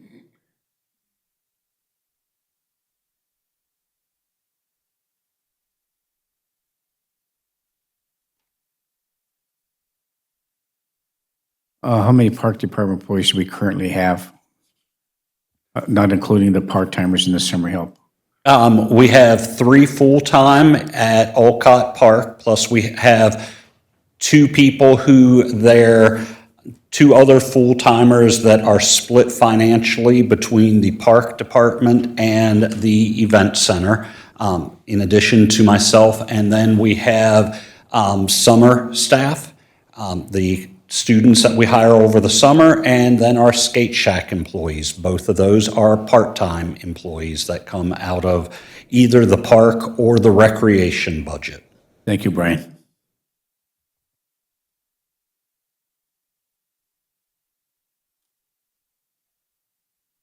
Any other questions for Brian with respect to the park budget for 2026?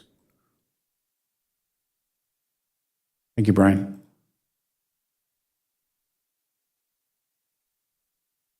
Okay, next sheet is the parking monitor, general fund.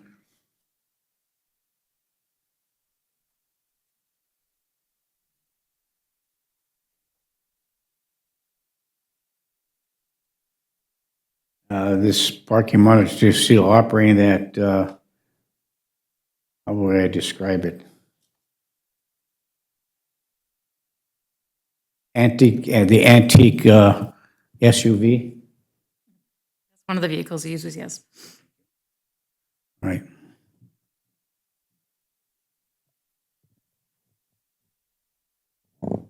Councilor Motley, and then Councilor Bachschnider. Britt, so how do you jump from current budget year of 35,000 for this year and anticipate a 20,000 plus increase next year? Parking fines? It looks like we're going down from, Because in the summer, we have weekly calendar parking, so there's not as many tickets. But now that changed to daily, there's a lot more tickets. So there was a stall when we started this budget process. It was in July. Like I mentioned, you take July's amount and you double it. So that's where we got the dollar amount of revenue that we were thinking we were going to get. But like I said, there's a real stall in the summer for parking. Now we're back to lots of parking tickets. Okay, thank you. You should see that jump in December, that dollar revenue again. It should jump up. Next, it'd be like 13,000 more than 2024. Okay, thank you. Counselor Buckschneider? Thank you. I had that same question as Counselor Motley. And then looking at the salaries, part-time line 103, it looks like the last couple years, we're looking probably by the end of this year, that $27,000 to $28,000. Yet we're budgeting, $44,000. Do you think that we could reduce that to a $30,000 budget based on realistic numbers? That's what he's allocated by his job description, is those hours times that dollar amount. He doesn't have to work that many hours. There's a minimum that he has to work at a maximum. We certainly could put that down just to make it a little more realistic. But I can't imagine this employee is going to go to the maximum. It's not his. Okay, I guess then it's up to everyone. If that's what is allowed, it's fine to keep it as is, but. No Yeah, preference then. yeah, I concur. It's, we'll reach that, don't put part-time, day shift. He can work afternoons, evenings, he can work anytime, just whenever we need him to work. So he does vary his schedule. But he doesn't work at night. He does, Oh, till when? yep, Till when? whenever. It's a pretty open job. We want them to go out there and do parking at any time. So that relieves the police department of enforcing daily calendar parking during the winter months. Right. Thank you. And if you do the same thing, same time, all the time, people get used to that and they start to play that game with you. So you have to kind of be Right. inconsistent in what you're doing. Understandable. Thank you. Okay, anything else with respect to the parking monitor? Let's go to the next budget worksheet, and that is for the general fund police department. How many current police officers? We have allocated 25 police officers, is that correct? Did in 25. And I know that the chief isn't here today. I think we have right now, we'll have 19, maybe 18 with the loss of 2 additional police officers leaving the department. It's 21 with the detectives 21? and chiefs, Okay. yeah. And then another likely leaving shortly as well, so, yeah. Counselor Paulson. So, Britt, could I just clarify now, on the salary side, we've increased 2026 budget $115,347, total budget $2.367309 million. Then if you go down, we've got the overtime pay that we're increasing. Current budget year, we budgeted for $25,080,000. We're budgeting $150,000, which is an increase in $70,000. So I know I've asked this probably 3 times, but I just want to. Okay. Is this police salary the actual full staff salary number? So that's the reduced number of staff, and at what number reduction is that? Is that 21? 22. Okay, so that's 22, and does that include the detectives in there? And so that's 22 overall staff Buddy. that have been Post-licensed staff. budgeted, and then, so we increased that by 115,000, and then we had to increase the overtime pay, or overtime budget Directly affected to by the amount of allow staff for we those have. employees currently that budgeted to work the overtime that's needed to cover the shifts. Correct. Okay, Right, and we don't have established minimum staffing levels either, so, If we're able to get to more staff, then the overtime goes down. So it's those inverse things that the happen. trade-off, and, right, okay. And then under other professional services, that went up. But I'm wondering where we can find the radios, the new budgeted, what line item? Very last item, 601 and 611. Same there, okay. So when I add those 2 numbers, I wondered if that's where it was. That's why I went back to the other professional What we services. did is I had Eric and Nicole look at the sheets and tell me how many radios, what's the difference, how do we split them out? And I think yours ended up being 66 point something % of of the radio quote, and Nicole's Yep. was the remaining 39 something, and So when I add those up, it doesn't equal the lease payment, and there's nothing in there for the ambulance yet. yes, yeah, So I just want to make sure that we've got the right allocation in with each one of those budgets, the line item, correct? So the line item is going to be 601 and 611 for both, or for the police, fire, and ambulance. Yep, and I gotta look at the ambulance here, hang on one second. So I just want to make sure that those numbers all add up to the lease payment of whatever it is. And then if we are able to receive grant dollars, we would be reducing, which would be fabulous. 100%. Okay, so as long as you can just make sure. Yeah, in the ambulance, when we get to the special revenue funds and the enterprise funds, I just gave you a glimpse of a couple of the reports that Baker Tilly is gonna be showing you, so it's kind of what I wanted you to see. I haven't been spending a lot of time on them because Baker Tilly's really been doing them, so I've not spent a lot of information with them. Yeah, I see I have to update that in ambulance. But we'll have that for you on the 23rd. But I did want to give you a glimpse of what that looks like. So when you get to the back pages of the revenue funds, you can see what those special revenue funds, those would look like. Okay, But I thank you. appreciate Yep. you doing that, and I think that's all I have for under the police department.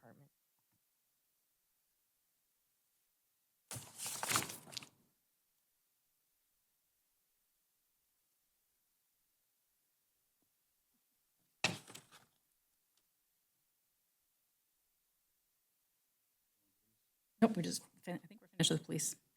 We're finished with police, we just finished that. We're on to Public Works now. Okay, thank you.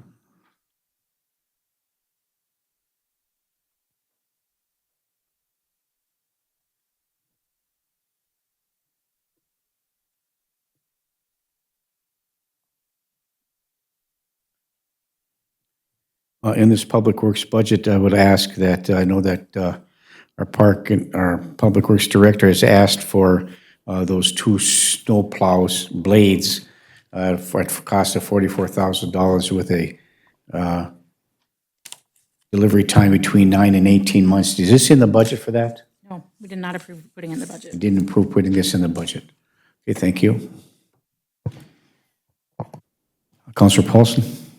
So I'm so sorry, are we on page 29, are we under streets now? Ice and snow removal? Okay. So I'm just gonna take those real quick, I'm gonna focus on the account ending 104, and both of those for the overtime pay. So we've got the $20,000 in overtime pay under streets, and then $22,000 for ice and snow removal.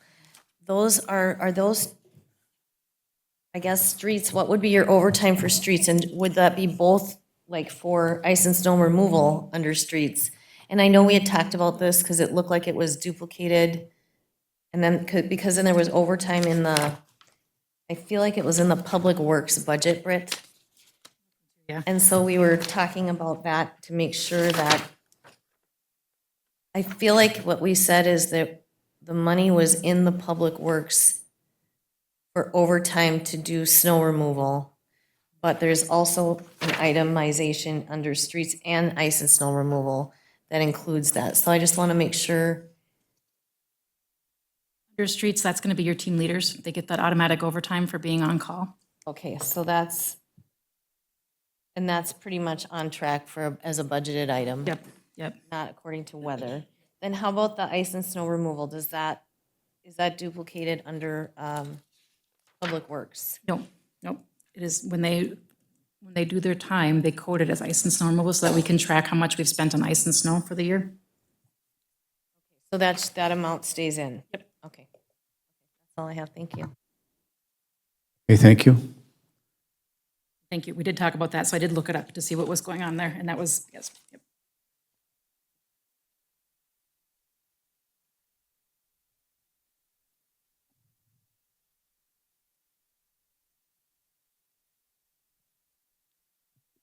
Counselor Bachschnider?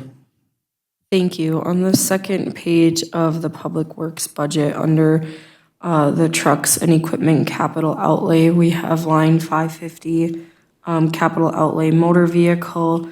It looks like in the current year budget, we had $0, but we spent $147,000. And then we have nothing in the 2026 budget. Do we know what we spent the $147,000 on and how, if that's something that we need to budget for this next year? Pretty sure in '25, we approved those 2 vehicles they purchased through the equipment bond. So what happens is it comes out of this budget and the equipment bond money's put back into their budget to account for that, so that's why it looks kind of wonky. And of course, they'd love some equipment, and so they'd love for you to put some money in there, but it's, So I just want to confirm that we don't already have a lease payment that we need to make. no, those were actually 2 vehicles that came in, Okay, thank you. and a few other things that we've approved over the year.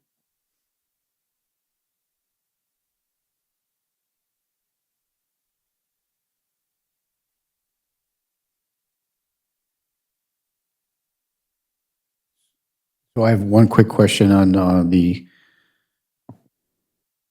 so if we were to have put the snow plow blades in the budget, where would that go? And capital is somewhere in their budget. Yeah. True. But I mean, if it was, would it be under truck and equipment? Probably, yes. Well, that would normally go under because we have $0 budget for 2026 in that regard. So, okay, thank you. Counselor Paulson? So, Britt, under street lighting, and I know we're kind of jumping around and I apologize, but I just wrote on my pages, so it's actually, I think, page 30. We've got capital outlay improvements for street lighting at 100,000. Is that what we committed for street globes? And we are committed to buying those, and there's no way we could move that to plow blades? We've already ordered them, so that's why we committed to them last year, and they were gonna be delivered, I think, in January of But next year. that full shebang is coming out. We Yep. didn't, Yep. we're not making payments on that. Nope, that's a full payment, just a, Full one, it's 100,000. Okay. yeah, no, thank you.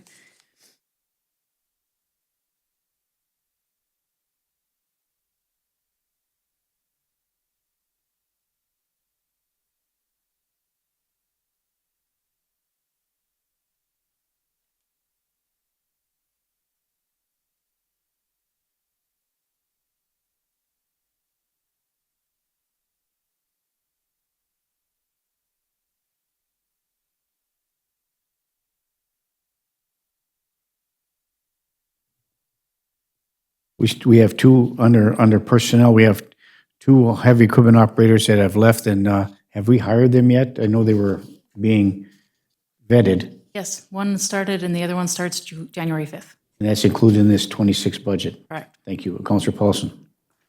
Thank you. I don't know if we're on to recreation yet, but I'm trying to go.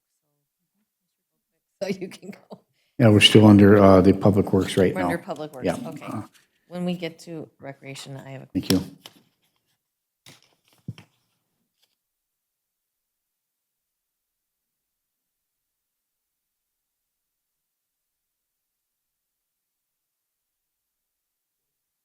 I know we have looked through this budget on a number of occasions, but it's cleaning this up, getting ready for the 23rd, making some adjustments as we move forward.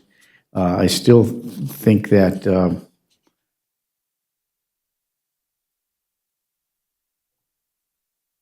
well, that can come in the following year's budget, I guess, and with the delay in timing in that regard. So and nothing's in the 2026 budget for anything under trucks and equipment, so I'm a little concerned about that. But the Public Works will apparently have to live with what they have, so. But other than that, I have no other questions or comments for the Public Works budget. Does anybody else?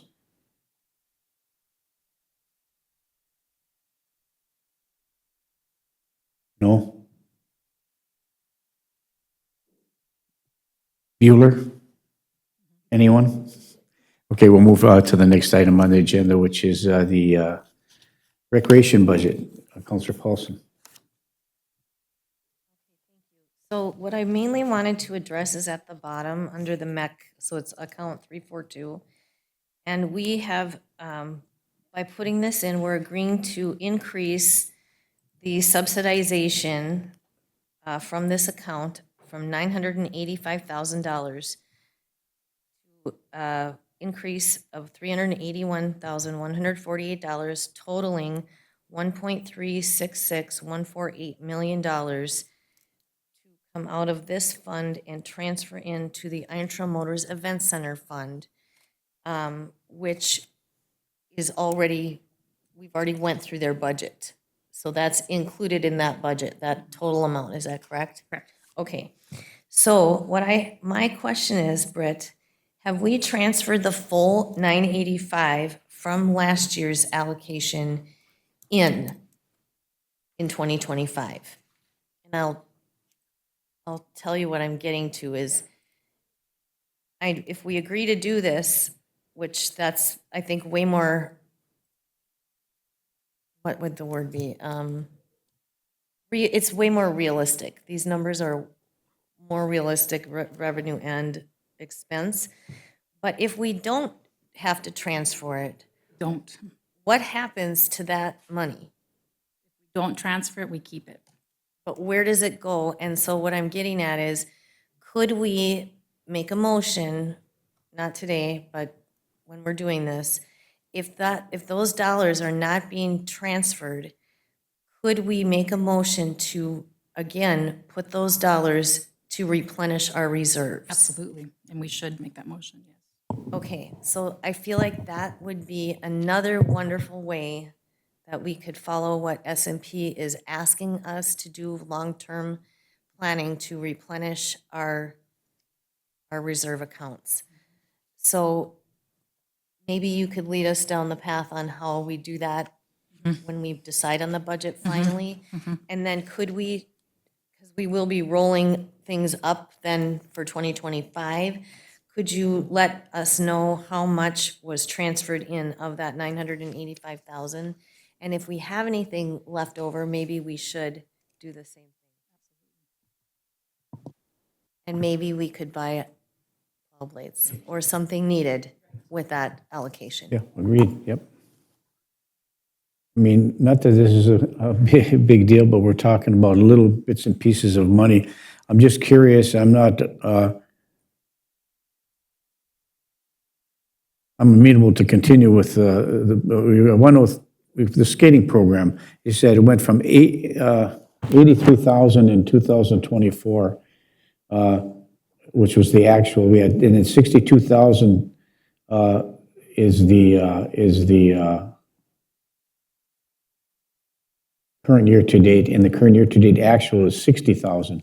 We're budgeting an additional $25,000 more for fiscal year 2026. What's the reason for that? Brian, just a quick answer, all I need. Talking revenue, on the revenue side, we went.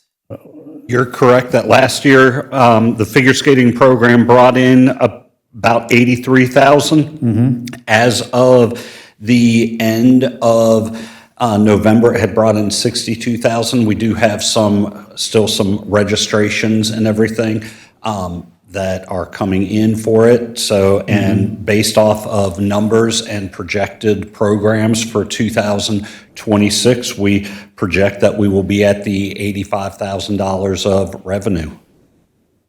Thank you, Brian. Okay, thank you.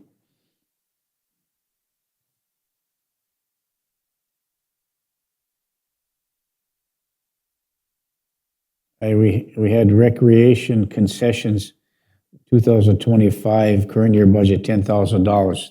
What's that for, Brian?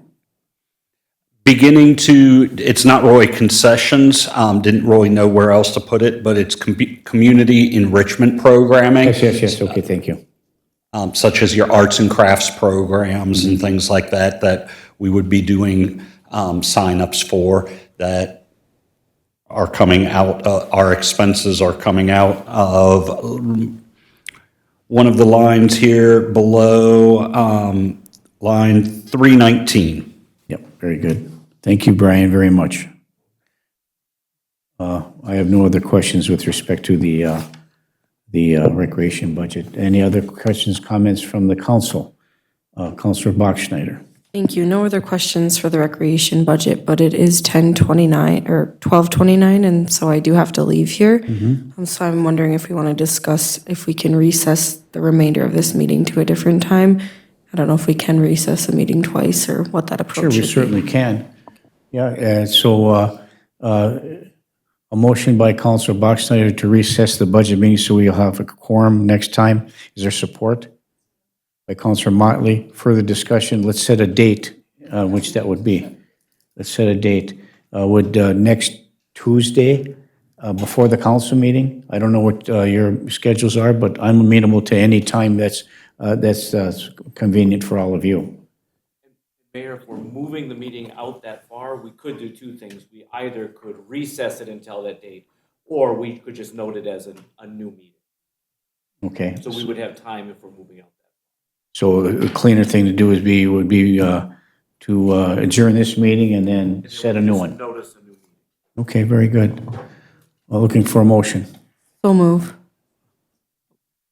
My only concern is that we do have to have those resolutions done.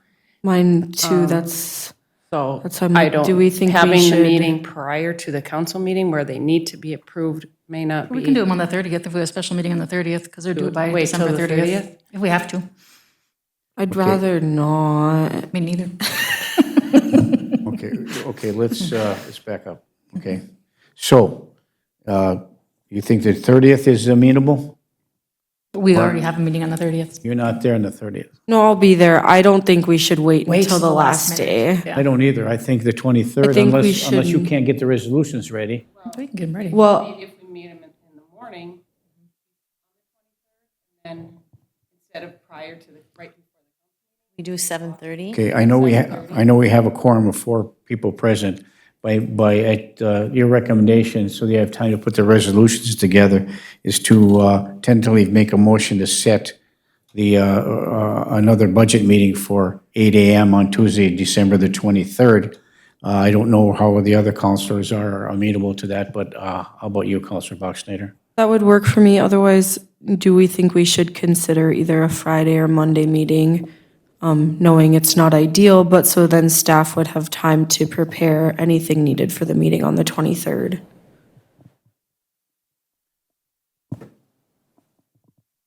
Counselor Motley?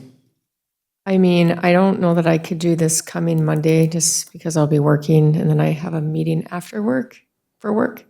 But Friday, it would have to be at night. And as far as Tuesday of next week, it would have to be after 10 a.m. I can't go before 10 a.m. on Tuesday morning.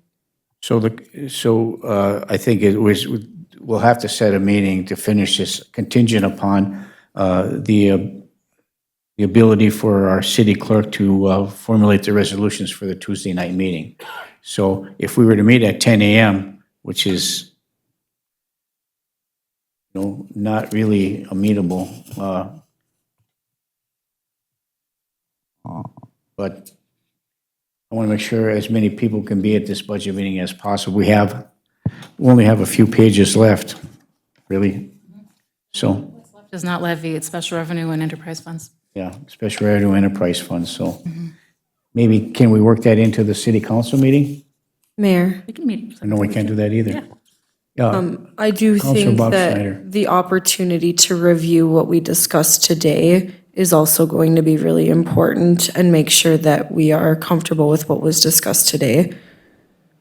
So it's like and I think we should pick up after what we did rec class, we should pick up there. Correct. This will give us the opportunity to still review everything that was discussed. Well, looking for a date that's amenable to everybody, that's the key here. I mean, I can make anything work. Let's not do Friday night. How about that? But other than that, I can move things around and make it work. I just want to make sure we're giving our city staff enough time to prepare what needs to be prepared in order to do it on the 23rd. Yeah. Later Monday night? Well, you can meet anytime you want. I'm not going to be here Friday, so I'm flying out to do some range qualifications in Arizona, then I'm coming right back, but I won't be back until Monday, so. You want to do later Monday night? I could do later Monday night if that is an option for others. What date and time is Monday night? The Monday, December 22nd at, I don't know what time works for you, Councilor Motley. I mean, I would be pushing it 7. I don't know that I could finagle before 7. Otherwise, I mean, you guys could maybe try 6:30 and I can tag along whenever I can get out of a meeting. I mean, it works for me, but Or- yeah, it's up to others too.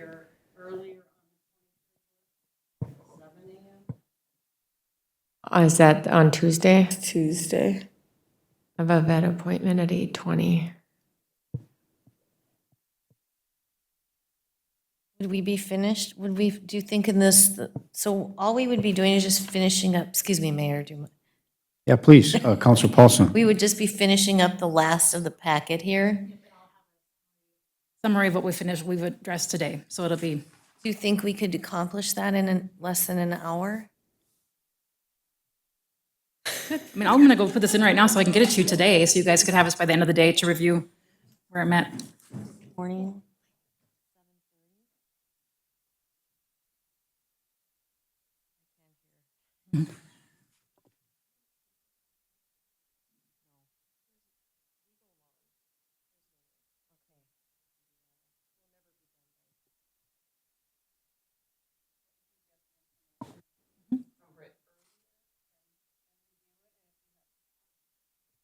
And if you have questions on your recommendations or whatever she's implementing into the new budget.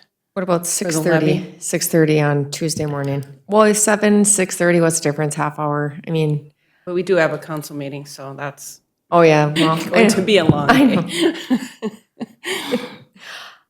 Well, I have a vet appointment at 8:20 on Tuesday morning, like, and you want to do a budget at 7, I don't know that, or it's gonna go long.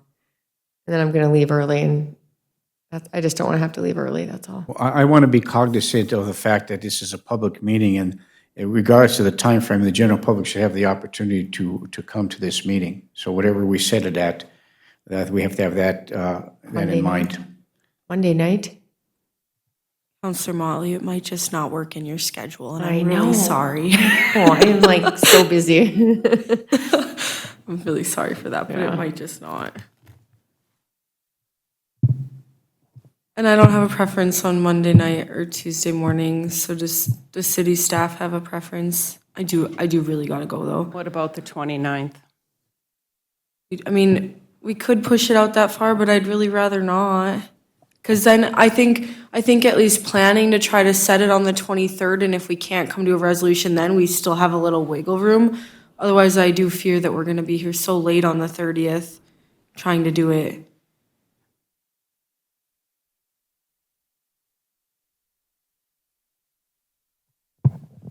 I think Monday, We're not going to find consensus for everybody to attend. No. So we should pick a date, so we have a quorum, and then we have to rely on the majority to vet out the rest of the budget for proposal to the 23rd. does So Monday at 4 PM work? And can we follow up with counselors Beyondich and Johnson to see if that works in their schedule? And if it works for the majority, then we move forward, and if not, we do Monday at 6:30.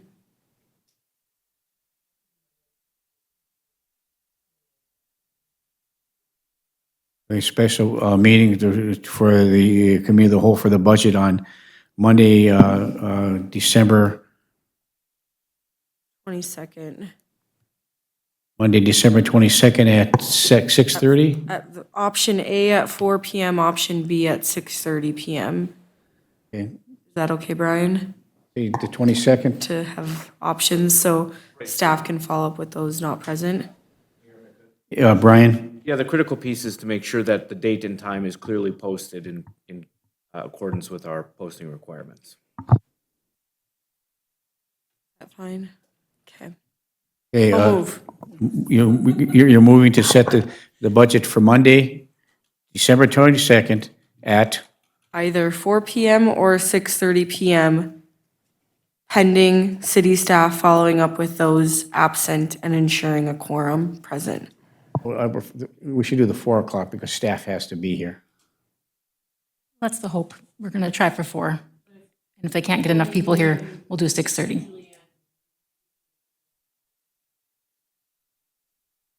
Say I'm flying out on Friday to Arizona, and I probably won't be back until Monday. I'm not sure when I'll fly back in. I have I have to qualify in a range in Arizona, and just a quick trip down and back. I don't know if we'll be back by then, but it doesn't matter as long as you have a quorum here. Let's just go with right before the council meeting, and then we'll figure it out with the resolutions.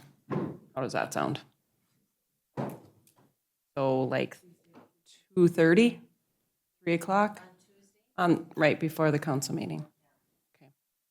Okay, we'll set it for Monday, the 22nd, at 4 o'clock.